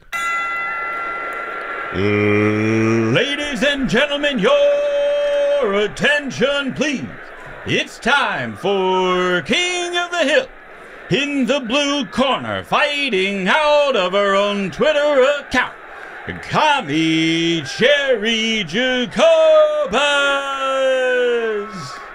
And now, in the red corner, fighting from an empty campaign office in Texas, and current champion of the world, Matthew Mail Pattern Dowd, the champion. Okay. Well, examining what I need to do here, I may adjust a little bit because I know I'm playing Share Sherry. Why don't we go up and pull Exhibit 1, fellas? Exhibit 1. And this is a reply to a random Twitter account that is talking about why they believe that biological males should not play women's sports. The response is Audrey, please. Audrey is the name that he's responding to. He's on a first name basis. Yeah, you know, it's obviously AALX2 is an incredibly important account that he's working on. Audrey, please. List all the examples. First of all, I love that. List all of the examples where this is actually happening. Less than 0.001% of women athletes. I find this so hysterical because literally every single day you read about, and I saw one yesterday, where there was these two dudes, they were triathletes, and there was these two dudes that were standing on the top of the podium who were just jacked. I mean, like the kind of dudes you wouldn't actually fuck with. They're that big.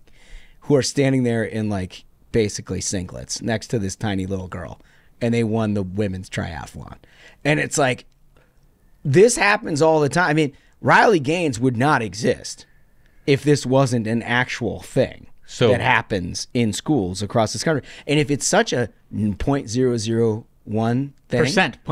And I think that's an important thing to point out is right. When you're, so a lot of idiots don't understand this, is when you're using the decimal on top of the percent, that's by a factor of 100. Yes, right. We're talking about like one example. 0.001 of 1% is what he's saying. So here. One example in a country of 300 million is what he's saying exactly. would be basically tantamount to this happening. But what I find just so fascinating about this guy is that he also is dead set against any sort of rules on this. If it's such a rare occurrence, why, oh why, would you have a problem with banning men from playing women's sports? Yeah, totally. It's a non-issue. Counselor, I have two questions for you. The first one I think you just answered. Is this a filibuster, or when's my turn? Oh my gosh, Bailiff? this is incredible. Hey, Bailiff? No, you need to pipe down, buddy. Thank you, Bailiff. Thank you, Bailiff. Allow the judge to speak. I would guess that you would call his characterization an exaggeration. I would characterize it as a deliberate manipulation. Wow. Lee, could we please put that exhibit back up? Because I do have a question. One of the things Elon Musk has provided with Twitter is an ability to see statistics. And I'm wondering, Counselor, if you could tell me how many people viewed the tweet. I can. This was viewed by a whopping 159 people. Thank you, Counselor. It was retweeted by one and replied one time, presumably Audrey herself. Also, my question is, what is the profile picture that Audrey has? Is that a cat? It is. So he's replying to one of the cat profile. The cat profile. Excellent observation, Bailiff. Thank you very much for now, bringing that to our Anybody have anything else they want to add? Yes. Okay. In fact, it's a pretty I do. good take, Jeff. It's a good one, take. I think that's a winner. I have one. Can I have some more bourbon, I have please? one supplemental piece of evidence. Please. Matthew Dowd was the chief strategist on the Bush-Cheney 2004 re-election campaign. What were some of those issues they ran on? Oh, my God. Well, one of the issues in particular, other than the war on terror, was the federal marriage amendment, which, of course, DOMA, right? Is that the marriage act? Well, it was a codification in constitutional law of DOMA, the Defense of Marriage Act, that ensured that there was no gay marriage anywhere in this country, and it was a federal application, so no state could actually pass laws otherwise superseding such. I think it's an interesting. Thank you. It's an interesting, thank you, Counselor, for that helpful context. That's good context. Michael, please proceed. Okay. So you played a reply, so I'm going to follow in turn and play a reply. Nikki Spaghetti, can I get Exhibit 8? And Exhibit 8. Counsel, can I get bourbon, please? You know what? Because I am such a gentleman, I'm happy to provide you with split that, amigo. It's not Can you Bogart. please let's read this for the listening audience. Yeah, for the listening audience, this is a reply from Sherry Jacobus. The original tweet is talking about, Trump rapes, steals, cheats. Literally says rapes. And Sherry just has to respond to that. Has to. And says, yes. It reinforces the image of, quote, strength with them, especially the uneducated white men who feel like they should be able to do the same and hate women, gays, black people, migrants, brown people. They think, quote, those people are taking away their entitled white male privilege. And she misspelled privilege. Thank you. I don't know if this takes a dissertation, but I think Counselor, it does not. I as offensive as Matt Dowd's tweet was, this takes the cake. Because what you did, can we put that tweet back up, because it's against the rules. It's against the rules for him to read the entire thing. But what this person tweeted was, MAGA loves that Trump rapes. Those are the first words of the tweet that Sherry Jacobus is responding to, saying that uneducated white men feel they should be able to do the same.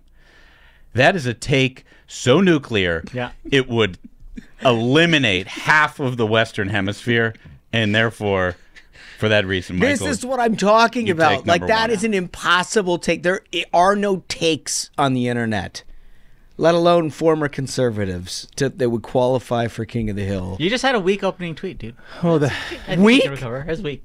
Thank you, Bailiff.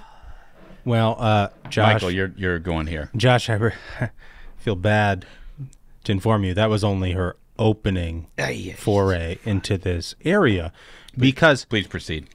The tweet that I played last round was like her first cut, her first cut of this. Nikki Spaghetti, can I get Exhibit 12? Sherry Jacobus writes, ridiculing Trump and proving his weakness and failures is like cutting Samson's hair. As Samson from the Bible, obviously. MAGA worship him because they think he's strong, invincible. They know he lies, cheats, steals, rapes, bullies, and destroys people. They equate it with, quote, strength because he gets away with it. and there's a picture of Trump as some sort of superhero, and she's also retweeted herself. It's the same take. So I have a question. Same take. Was it tweeted after she replied to that account? That's what I'm saying. So the first tweet, the first reply was 3 days ago, and then instead of just letting that lie and be like, here's my take, she's like, I think I can improve upon it. I'm going to tweet it again from my own account, not as a reply. I'm going to add an image of Trump as a superhero, and then I'm going to retweet myself. She was like, I'm so proud of that last one. Hold on. How long after that reply did she send this? Wait, 2 days. Wait, hold 2 days. Dude, this is so deceptive. She waits 2 days and then drops it to steal. This is stolen valor. I just love She just that stole it. the bailiff is doing a John Stockton routine. She's in hiding just feeding for 2 the mailman. days. I'm the mailman, baby. Unbelievable. This is just incredible. I mean, that is. Your Honor. Counselor, Your Honor. your response. I will first say that I believe that to be the exact same. It's not the same. No, She stole the woman's tweet. Yep. Josh, she didn't use the same tweet. She took the woman's tweet and then said it was her own. It's like replying to a Marine and then 2 days later being like, I am a Marine. Stolen valor. We've heard the explanation. It's time for the judges. All right, I'll bring up Exhibit 4, please, Spaghetti. Okay, if someone bought X (parentheses Twitter) today, if it was a rational persons. With a strategy to keep hate/ignorance off the platform, they could double its value in 6 months and advertisers would flock back. This is the most hilarious take for me for so many reasons. Because first of all, it was, in fact, run by a bunch of progressives that ran it exactly as he is suggesting. They censored anyone with any take that they found to be the least bit offensive. In fact, in some cases, not offensive at all. Banned people for life. The New York Post among them. Yeah, the New York Post for the Hunter Biden stuff. Elon buys the thing. He lets people back on. What he's saying is that it would be a more profitable. The fact of the matter is that they put a $17 billion market cap increase just by virtue of this man purchasing this platform in the first place, and it has not gotten down. That is basically where it is at. The text of all of the statistics are available for anybody who would like to Google and look at it. This is a blatantly insane take. Counselor, I wonder if you could tell our audience a little bit about the statistics of this tweet. Well, the statistics in terms of like who's retweeted it. How many retweets, how many views? Well, 1,000 people retweeted it. 199,000 viewed it. So there were 200,000 people, unlike the previous. That seems kind of weak to me, Judge. But it seems to me as though someone who's advocating for the discriminatory nature of Twitter would have a hard time gathering 200,000 views on something that was discriminating so much so that it advocated for the sale of the platform itself. Yeah. Well, let me just say, Counselor, that the decision for this round is very easy. Cherry Jacobus repeating herself. She didn't repeat herself. She stole the other person's tweet. Excuse me, bailiff. You've had bailiff. You've had bailiff. You've had calls for the hey, bailiff. This is what happened when you removed me as judge. You've had your say. Chickens are coming home to roost. Well, let's at least You be wanted honest. a Let's at least be progressive honest, activist Judge. You want an activist judge? You got Not it. only will we be honest, but we will remember this in the third round. Okay. Well, that's extra honest. And our audience knows Duncan was at the head to like pack the court with his liberal activist John Ashbrook. We ended up was a fair judge. We ended up with more judges because you didn't want play the game. Okay. All right. Let's just bring this back on the tracks. Okay. Cherry Jacobus repeating herself as not as impressive as a former Republican press secretary, basically making a Democrat point and expanding his tweet because of it. Therefore, Matt Dowd wins number 2. Okay. Doesn't feel good getting robbed, does it, Duncan? Doesn't feel good. Matt Dowd.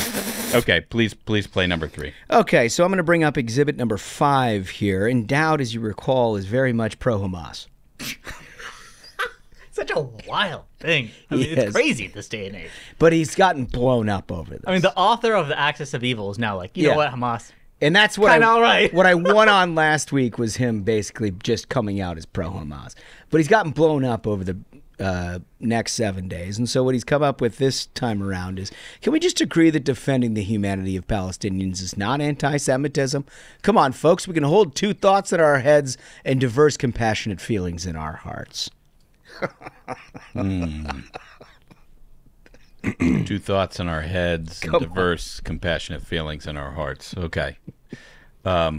Michael. Nikki Spaghetti, can you give me exhibit number 15, please? Okay, so this is Sherry Jacobus retweeting herself and quote tweeting herself at the same time. The original tweet is about media pundits and an article that she wrote for Dame Magazine. I don't know what Dame Magazine is. I've never heard of it. I'm sure it doesn't turn a profit. I'm sure they have as annoying of a union as the Washington Post. But it's all in the name, friend. She then quote tweets that from the pages of Broad's Daily.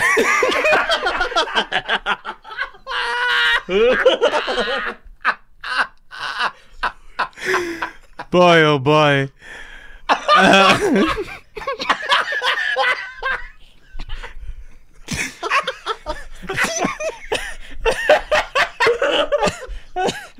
Okay. She quote tweets it and says, most experts go through rigorous and competitive vetting and training to reach the top of their respective fields. What is the criteria to become an expert for cable TV news these days? Are non-experts getting a platform they don't deserve? Oh my God. And what's funniest about this is Sherry used to do that. Sherry was on cable news. Yeah. In fact, she has created this elaborate conspiracy in which Donald Trump is the reason why she's no longer on cable news. On CNN. She's like, Donald Trump controls CNN. He controls CNN. And they won't let me on. Yes. I am being censored by Donald Trump through CNN. And now it's become her hobby horse that the other people that are on television, they don't have the credentials. Unlike her, Sherry Jacobus. Quote tweeting herself and retweeting herself. Dame Magazine. Esteemed publication. Okay. Matt Dowd.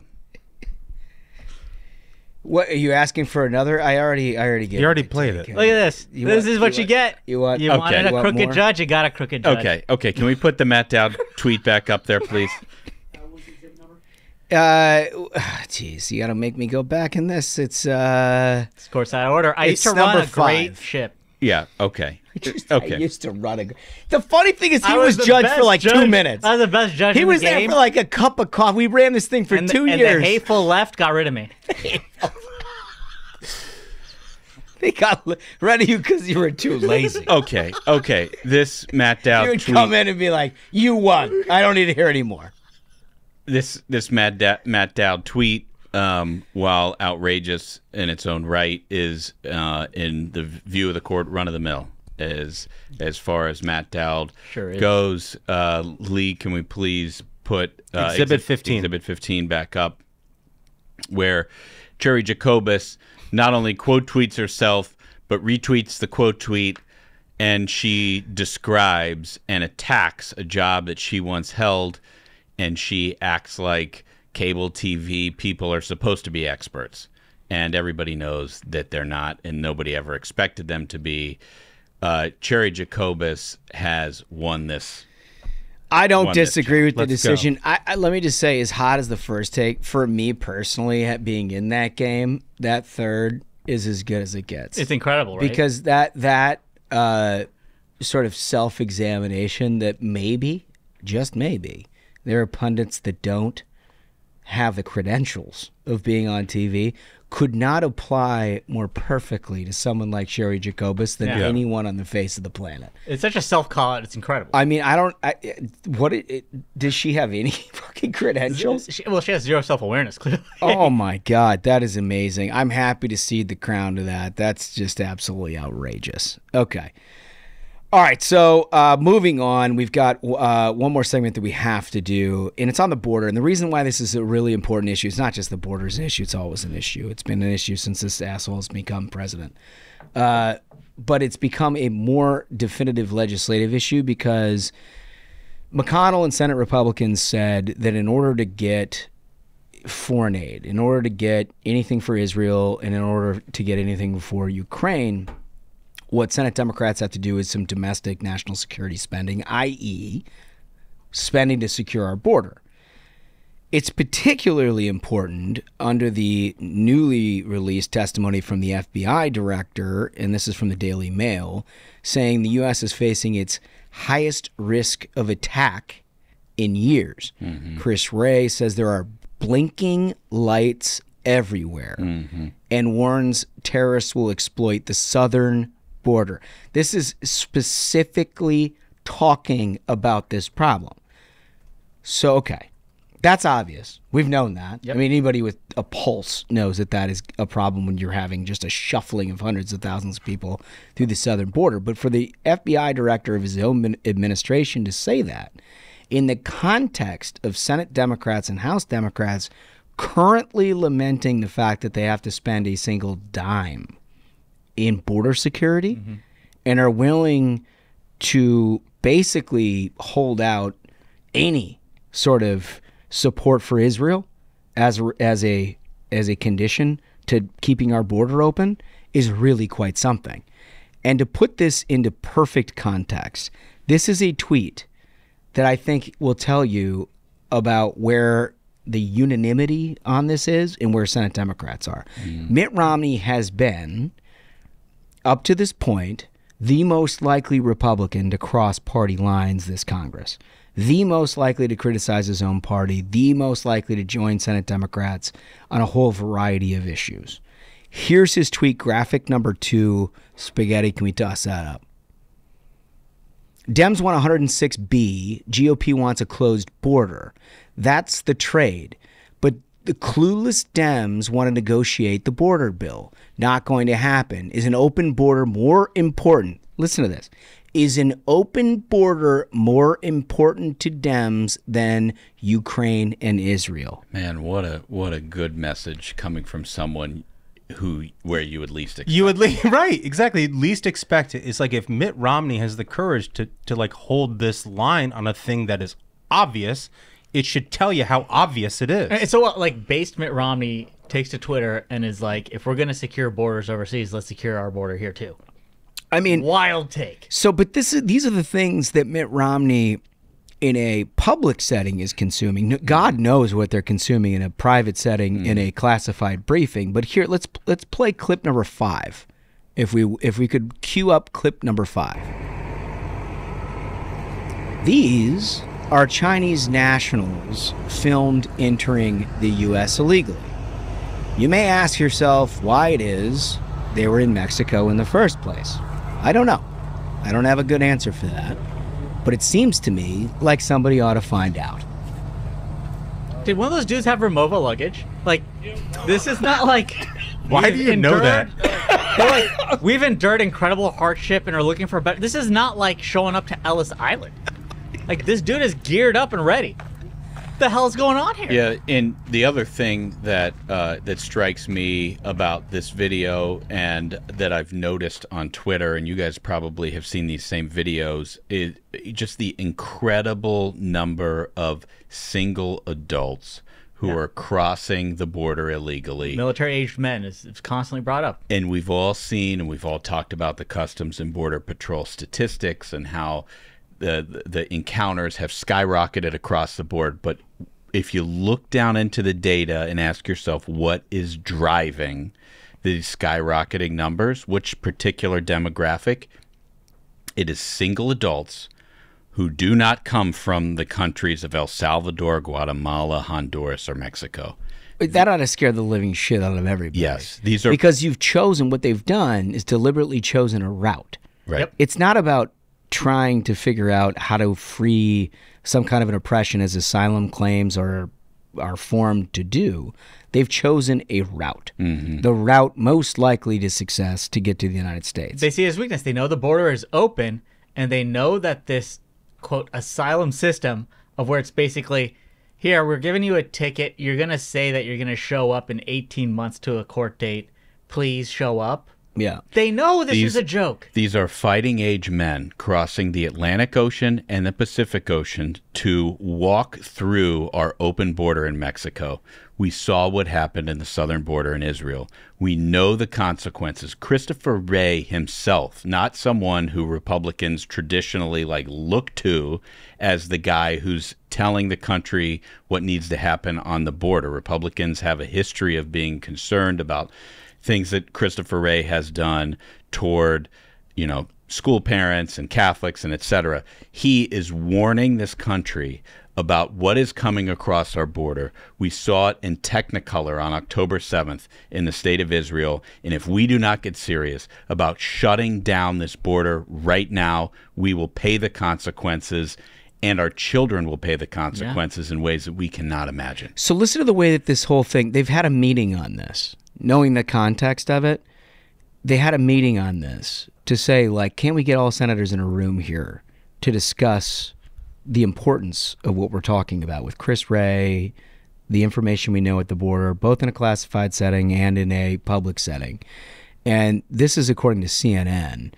Senate Majority Leader Chuck Schumer gave a description of what unfolded and said the fight over the border erupted when Senate Minority Leader Mitch McConnell, Republican of Kentucky, asked Senator James Lankford of Oklahoma to present on the border instead of asking a question about Ukraine to be briefers.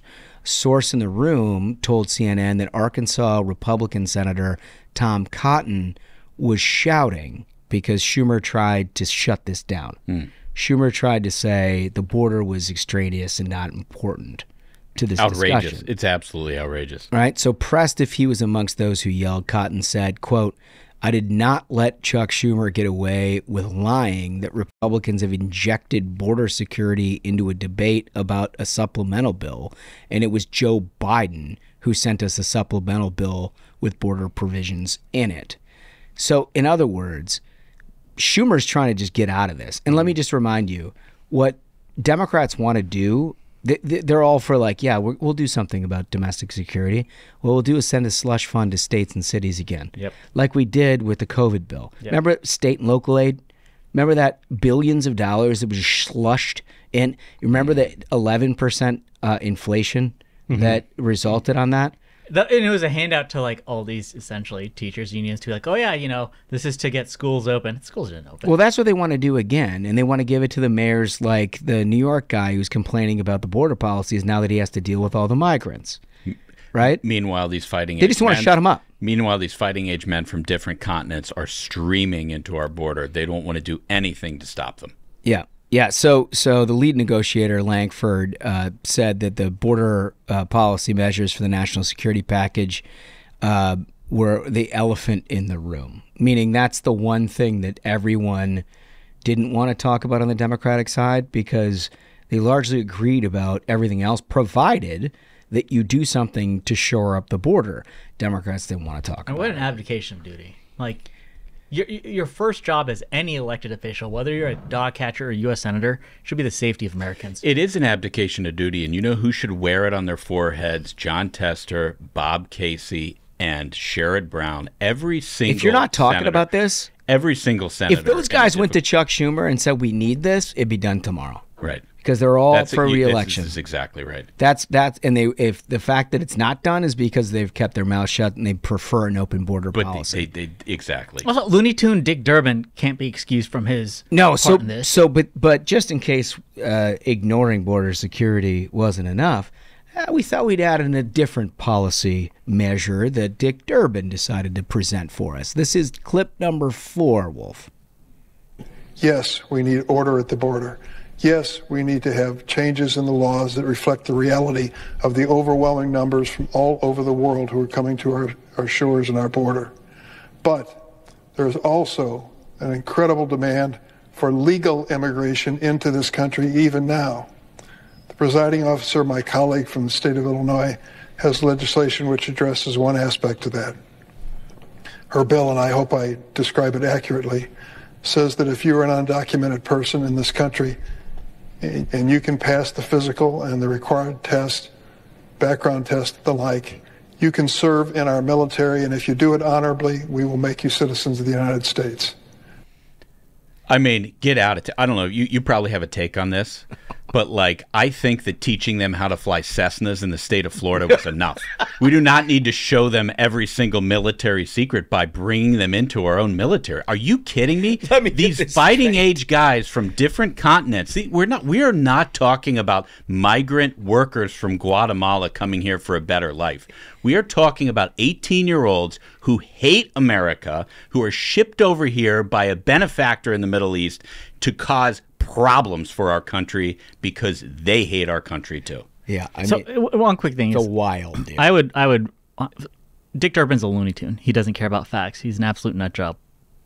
I'd welcome him to go to Wikipedia and do a search on late Roman Empire, where they were like, why don't we just let in barbarians into our military? Right. And then everything falls apart. They're like, how could this have happened? Our enemies in our military didn't work out. Literally, they invaded our country. We put them in our military in charge of defense, and it didn't work. In the collapse of Rome, you had the majority of people in the Roman army who were not Roman citizens. They were immigrants.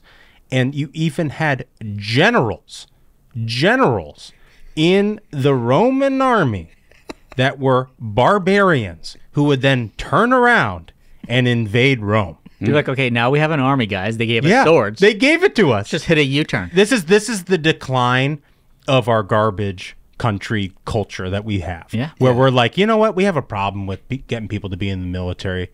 The problem isn't like, we need to have a better country that can recruit people who are, bought into the national vision of this country and want to swear an oath to defend the Constitution. Full mercenary. We need to have people agreeing with Osama bin Laden and Hamas. And if we have a problem recruiting people who are patriots who want to serve our country, we should get some illegal immigrants to do it. That is a garbage culture. We should garbage culture. We should examine what has made people hesitant to sign up with the military. Right. Instead, we should sign up with people who broke laws. But I think it's even more pervasive and disgusting than that. I think it's like the swilling of the chilled Chablis and being like, well, I've got two problems. One is I can't get enough people to serve in the military. And the second is all of these people at the southern border. And I certainly am not going to sacrifice any of my time to do any of this. So let's make the southern people fight the other people. Yeah. You know what I mean? It's like no reverence for the American military whatsoever. None. No reverence for what it means to put that flag on your shoulder, to understand what you're doing. You are sacrificing your life for your country. You're not serving a need. These are not mercenaries. These are people in the long line. The reason the American military is the best in the world, despite all the challenges with fucking wokeness and everything else that we've injected to it, the reason it's the best military in the world is because fundamentally you have the best people in the world who've decided to sacrifice their life to do this. That not understanding that is a basic. It's a thing, and I, when I saw this topic, I said to Holmes, it's very important to bring up. Something is up with Dick Durbin. He's been on a tear of like really Looney Tune stuff lately. This suggestion of like, how about illegal immigrants in our military? Marsha Blackburn's been going after him because he refused to allow Epstein's flight logs to be discussed. And then he's siding with Sheldon Whitehouse to try to use the U.S. Senate to go after conservative activists. The Supreme Court, this is insane. He's become completely unhinged. And this is the thing is that as a U.S. Senator, it's incredibly dangerous for someone like this to be in a position of power to introduce these kind of crazy-ass ideas that would essentially just dismantle justice in our country, go after the Supreme Court, dismantle our military, fill it with people who hate this country. Like, how is this possible? I'll tell you, I think one of the driving factors that is consistent with what Duncan and Josh, you guys have said, I think there's a generational component that baby boomers like Dick Durbin cannot tell people no. They can't tell people, no, you're against America, you can't come into this country. They can't tell people, no, you're against America, you can't be a part of the military. They have to let those things happen because they've never been able to tell people no because it's uncomfortable. Boomers have to be comfortable in life, and when you tell people no, it's uncomfortable. I'm glad you're going to get the hate mail too. Oh yeah, you're definitely going to get But here's the thing. Boomers fought for this country. Well, What was the Durbin is trying to destroy They did. the Some of them did. And then some of them are just saying, you know what? Maybe we should let our enemies be a part of our military and see our secrets and figure out how things work and give them a gun. Yeah. Like, think about also, that. doesn't for those of you guys who've been Durbin. have been around for a while and watched Dick Durbin, doesn't he look like Dick Durbin on like 2% battery? Yeah, he's something's up. I'm telling you, something's up with that guy. It looked like when your phone starts do they getting have dirt slow on the him? apps. Like, what's going? Like, is he on the flight logs? Like, what the hell is with this? He was like super shook about it. Yeah. Something's up with him. It's like you got to turn down brightness on the phone so you can save battery. The low bat at the thing where everything turns yellow. Oh, yeah. Yeah, that seemed like what that was all about. What? Anyway, we got a great interview here, and we talk about a lot of this stuff with Mike Lawler, who's absolutely terrific. I want to welcome to the program one of our favorites. We've had him on, I think, a couple of times. Once as a candidate, once as a congressman. He's now a veteran, and he's seen all of what Washington has to bring. I'm sure he's a huge fan of it. Congressman Mike Lawler. How are you, sir? I'm doing well. You know, my dad had a saying, continually exceeding my lowest expectation. Yeah. That's Washington. That's what you signed up for, evidently. No question. Oh, my goodness. Well, look. We have been continuously impressed, not only with the work you're doing on behalf of your constituents, but also just the candid manner in which you do it. I think there's a lot of people who are elected in districts that look like yours that are, Biden districts that basically try to hem and haw on all kinds of things. And you make yourself plainly spoken about a whole range of issues, which I find so refreshing, because it's like you're not afraid. You're elected to do a job. You're going to do the job, right? No question. And coming from New York, we're known for our timidness. Right. As Irish Italian Catholic from New York, the reality is I couldn't do it any other way. My whole life, I've been very outspoken, direct, and blunt.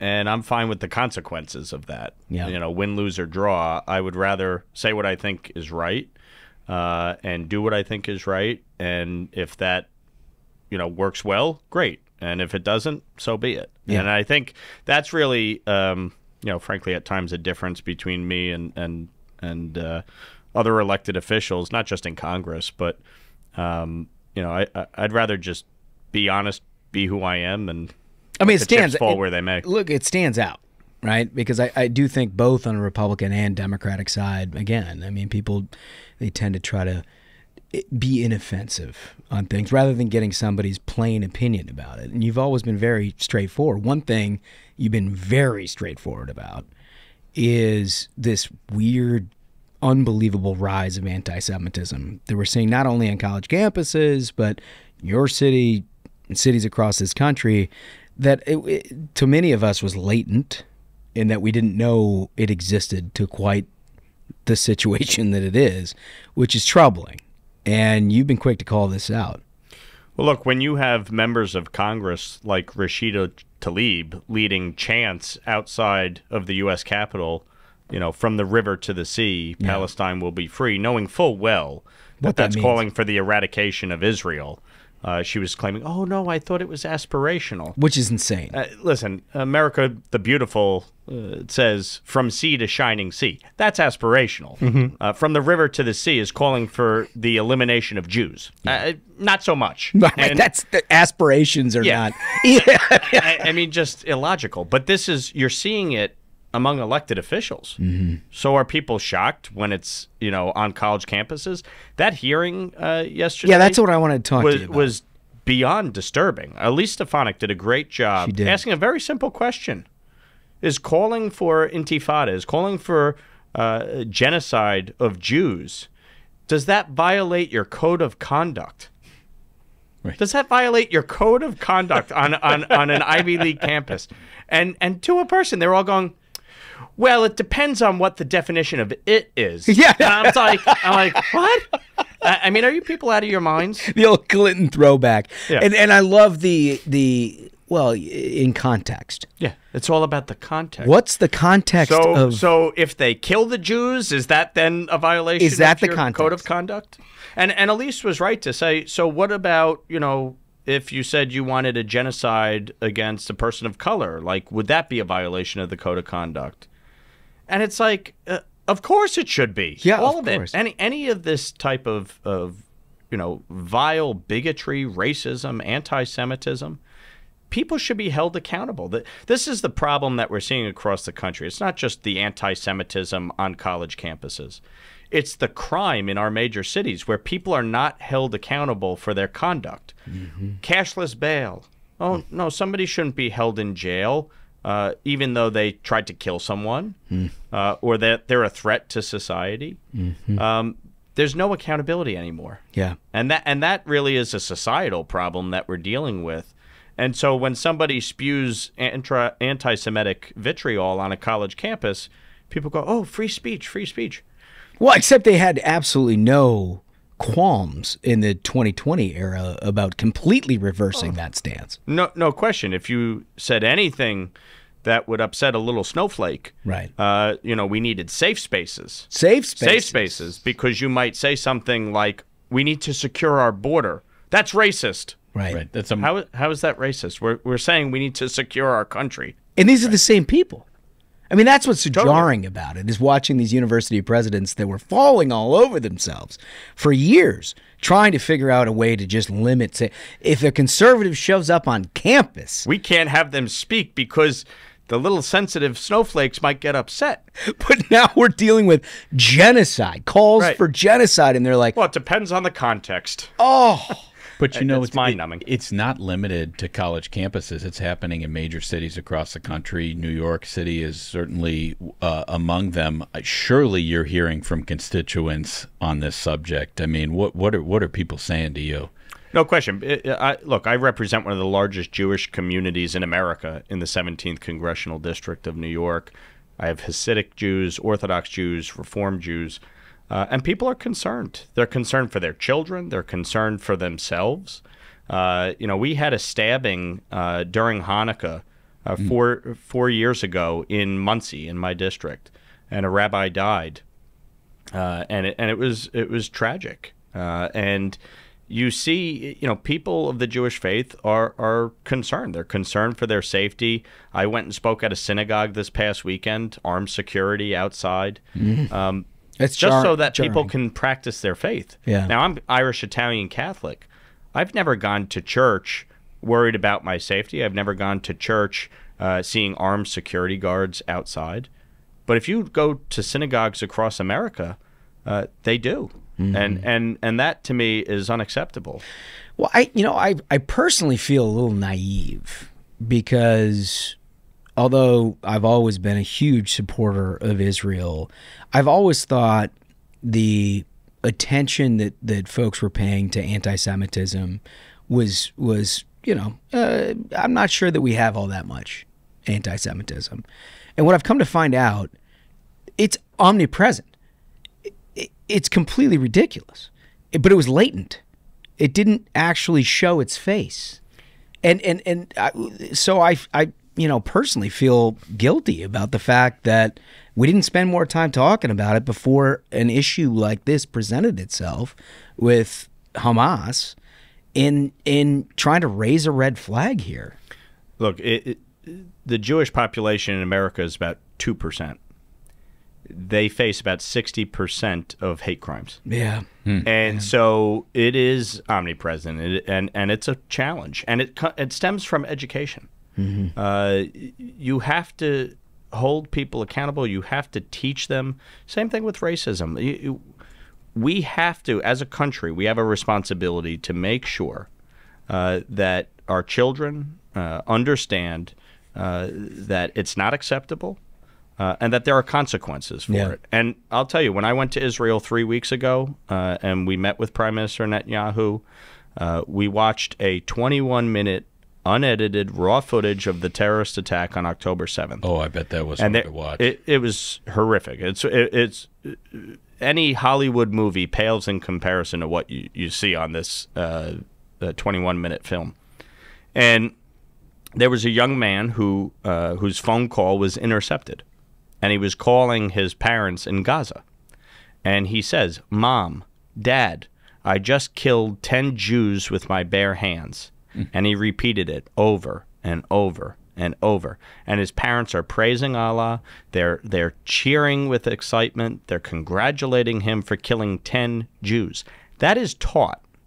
That is taught. And so when I hear, after watching that video, when I hear some of my colleagues, like Jamal Bowman, call for a ceasefire, when you hear Rashida Tlaib calling for a ceasefire, when you hear, Pramila Jayapal calling for a ceasefire and trying to morally equivalate rape. I mean, that CNN interview, I mean, that was just stunning. That shit insane. Completely. I mean, you're talking about people who are at the forefront of the Me Too movement and, believe all women and trying to position themselves as being advocates for people of sexual assault. And then you fast forward to a situation, well, I guess it depends on who was sexually assaulted. It's totally insane. And so when you watch this video and you watch innocent women, children, babies beheaded, burned, slaughtered. Horrific. And I'm going, there's no moral equivalency here. This is a battle of good versus evil. Hamas is a terrorist organization that must be eliminated. Yeah. Period. Period. And Israel not only has a right to exist, they have a right to defend themselves. And the United States, we were the first country to recognize Israel 11 minutes after its founding. President Truman. We have to stand shoulder to shoulder with them. President Bush said it right just a few weeks ago, right in the aftermath of the attack. Everybody stands by Israel after they were attacked. The moment they start defending themselves, the world will turn on them. And they have. It's sad. It's just, it's disgusting. But, I mean, look, we're in a situation where constituencies have presented themselves. We're now the Democratic Party. There's many parts of the Democratic Party they didn't want to show the world. But now there's a constituency, it seems to me, based on all, at least the squad represents, that represents Hamas, or at least the viewpoint of Hamas. Many of them fundamentally agree with the position that Israel is an apartheid state, that the Jewish state should not exist. You look at Bernie Sanders wanting to condition aid. Bernie Sanders was more offended by Mark Wayne Mullen standing up at a hearing than he is about the terrorist attack perpetrated by Hamas. Senator, sit down. You're a United States senator. I mean, that's what he's more upset about than Israel being, barraged with missiles and having thousands slaughtered and injured and 240 hostages taken. Doesn't that cut through? When you're talking to your constituency, and look, it's so hard to drive through partisan lines these days. You're one of the few people who've been able to do that. But isn't this sort of a moment of moral clarity amongst a whole bunch of regular people who, they know their value system, they know how they were brought up, they know, like me, you didn't acknowledge anti-Semitism because in your little circle it didn't exist, but yet you see it now outlined in Technicolor in so many different places, and you're just sort of shocked in terms of shocking your senses that it A, exists, but B, that there's partisanship behind it. I'll give you a perfect example. I went and spoke at a synagogue in Chappaqua, home of the Clintons. 150 folks came out on a Friday night for a Shabbos dinner. This was pre-scheduled before the attacks on October 7th, but almost all of them Democrats. And I spoke for an hour, and nearly every single person came up to me afterwards and said, I'm a Democrat, but. I'm a Democrat, but. I will vote for you. Thank you so much for standing up for Israel and standing up for me. I went and spoke this past weekend at a synagogue in Scarsdale, not in my district. It's in Jamal Bowman's district. 300 people or so. Again, most people there, Democrats. The moment I got announced, I got a standing ovation. Wow. Because they've seen what I've had to say, and that I've been so forceful and out front. And I passed the SHIP Act, implementing secondary sanctions on the purchase of Iranian petroleum. I put the resolution on the floor saying that Israel has a right to exist. So people appreciate, Republican or Democrat, they appreciate a resolute position on this, and not being mealy-mouthed about it. Well, and I think more importantly, you show up, which is what you've done. You did as a candidate. Obviously, you wouldn't be here in the first place. But going to talk to everybody, they see you're not some crazy person. Right. You're actually reflecting not only their value structure, but you're defending them themselves. No question. You know, my now opponent, Mondaire Jones, who got summarily pushed out by Sean Maloney last year, is coming back, and he attacks me every day, and he just looks unhinged when it's just nonstop attacks. As I'm showing up in every community and talking about the issues that matter to people. So he's attacking you, and I've followed some of this, but he's attacking you every day for what exactly? I mean, it seems basically like, well, he's a Republican. He's a Republican, and he's the reason we have the chaos in Washington, and he wants to cut Social Security and Medicare, even though I have long been on the record opposed to cuts to Social Security and Medicare, and even the New York Times said that that's false. Right. So he just throws anything out there, hopes it sticks. But the reality is blue votes blue. That's all he's helping. But the reality is my voting record is clear. I am truly right in the middle of the 118th Congress. VoteView, a nonpartisan, aggregator of votes, it looks at my record and it puts me squarely in the middle. Mondaire Jones was the third most progressive member of Congress, even more progressive than AOC. Right. And yet, he'll be out there now. He's trying to walk back his support for defunding the police. He's trying to walk back his support for open borders. Well, he was way out there on the defund the police. He was one of the first ones to say it. We need to defund the police. I mean, just insane. In retrospect, what a wild proposition. I mean, there are city council people all across this country who have lost their seats entirely just by suggesting as much back in the fervor of the defund the police. And now you actually have New York City proposing to cut the NYPD because of the migrant crisis and the overwhelming cost burden facing New York City because of their flawed policies and failed policies of being a sanctuary city, refusing to cooperate with ICE, having the right to shelter, where they're spending billions on free housing, free healthcare, free food, free clothing, free education. It's crazy. It turns out Mondaire Jones actually was able to accomplish the defund the police by end around. By supporting open borders. So, with an opponent like that and the agenda of the Democrat Party writ large, you would think the prospects of keeping, a Republican House majority would be rather strong. But it's going to be tough. Why do you think that is? Because every day is like Festivus. We go through the airing of the grievances every time we have a conference meeting, because some of my colleagues don't seem to grasp the fact that we don't control the Senate. We don't control the White House. So there has to be a compromise. You can't just think big thoughts and implement them by fiat? By hoping and praying. No, you actually have to, work with people and get legislation passed. And so to me, what happened with Kevin McCarthy will go down as the single stupidest thing that's ever been done in politics, because Joe Biden and his administration are an absolute dumpster fire. You look at the Senate, Chuck Schumer can't pass anything through the Senate. Right. He has no ability to do it. So we were actually passing stuff through the House. Yeah, at times messy, yes, negotiating, but we were getting there. We were making progress. And all because of personal petty grievances. You had, Matt Gaetz and a bunch of useful idiots that went along with him and upended the entire majority for no reason. Well, wait a minute. We were led to believe that the world was going to be a better place if Kevin McCarthy wasn't Speaker, are you telling me that the federal debt is not zero and our tax burden is not zero at this moment? I hate to break it to you. The world is not all sunshine and rainbows, and you can't just pray these things away.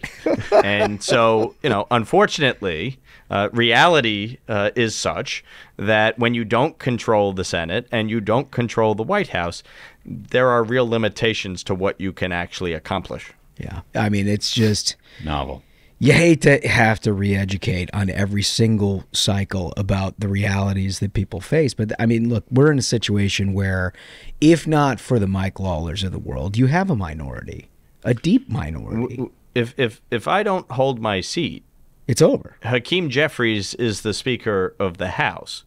And if Hakeem Jeffries is the Speaker of the House, let's see, spending is going to go up. Yeah. The border is going to stay open.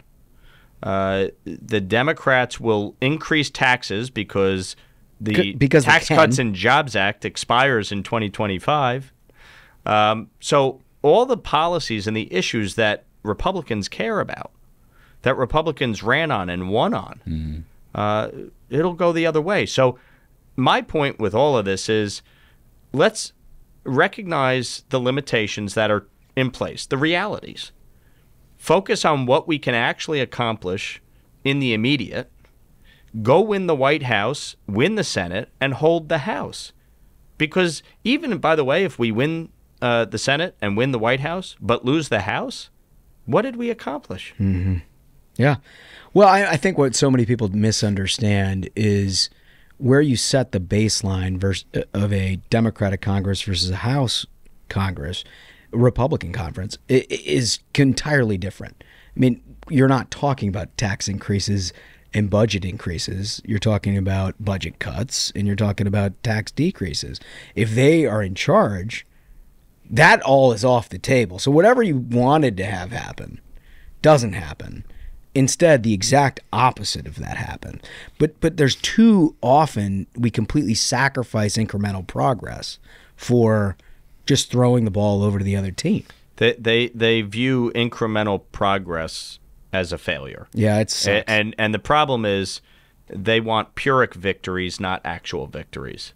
As I tell people all the time, as a former consultant, as a party official, as an elected official, in politics, it's 50+1. Yeah. Nothing else matters. If you don't win, you lose. And unfortunately, we're now in a world where if you lose, somehow you won. But you lose. Yeah. I hate to break it to you. Yeah. And so to me, how do we advance the ball forward? The Fiscal Responsibility Act, which they all railed against, was the greatest cost savings measure ever passed through the House. Yeah. And we got more out of that than we got when we had complete control of government in 2017 and 18. Oh, 100%. So I don't understand what it is that they are so upset about when you actually are reining in spending, you're reducing the deficit, you're getting work requirements in, you're getting NEPA reform. That's progress. Is it everything we want? No, of course not. But guess what? If we don't have the majority, then all of that is going to go away. And then we're playing on the Democrats' playing field. Yeah, no, I mean, it's a good point. Here's the last thing I want to ask you about. Santos. Katara? Look, that... What's the take there? Has he taken some shots at you? Yeah, he claims he's going to file an ethics complaint against me. Oh, yeah, no, very unethical, Mike Lawler, in comparison. Because I actually owned a business that, had legitimate profits. And you actually did that. You didn't just put it on your resume. Correct. So his claim is that because my company received payments for services rendered during my campaign, that I was therefore laundering money. Now, If anybody knows about laundering money. Yeah, it's the guy that made up a fake loan and started paying himself back out of his campaign on the fake loan, or set up a shell company to get a donor to donate to it and then transfer that from the company to his personal bank account. In fairness, he made some very wise investments. OnlyFans, for example. Absolutely. OnlyFans, Ferragamo, Hermes, and now he's on Cameo. That's great. That's great. I can hear our lawyer right now saying allegedly. Allegedly. Listen, he'll have his day in court, but it was time for him to go. Yeah. You know, I mean, this is a guy who not only defrauded donors, he defrauded the public. He made up every aspect of his life. Claimed his mother was in, the Twin Towers during 9/11 and died from 9/11 related illnesses. He claimed his grandparents survived the Holocaust and fled, from the Nazis. And he wasn't even Jewish. He was he was Jew-ish. That's what he said. As some speeches I give, I'll start by saying, I know you're all disappointed not to have the great Jewish representative from New York, George Santos here. You'll have to settle for a nice Irish Italian Catholic. Usually gets a good chuckle. But look, I laughed. We had legal opinions because, I actually follow the law, make sure that we do everything above board. And never took one penny from my campaign. I don't think anybody thinks that any of that is real. I I love that you feel the need to explain it, but you don't need to, because I think we've learned that anything that comes out of that dude's mouth is absolute nonsense. Oh man, well, we love what you're doing. Thank you for continuing to do it. You're a breath of fresh air in many ways. If people want to help out your campaign, where do they go? Well, the best way to help out is to go to lawlerforcongress.com. That's lawlerforcongress.com, FOR. We're going to have a very expensive race next year. It's going to be one of the top targets in the country. Biden won the district by 10 points. So with presidential level turnout, obviously, every dollar is going to be spent to help turn out our vote and persuade independents and Democrats to support us. But I feel good about what we're doing, both in the district and down here in Washington. Yeah. A poll was done by CLF, and my favorability was 29 points higher than the generic Republican. Yeah. So I feel good about what we're doing, but a lot of work ahead, and we'll keep doing it. But before I go, I definitely want to give you guys a gift here. A full Christmas gift. The Irish-Italian Christmas gift, so you know it's good. Yeah. Well, this is, funny you should say that. This is definitely something that an Irish person would give an Italian person.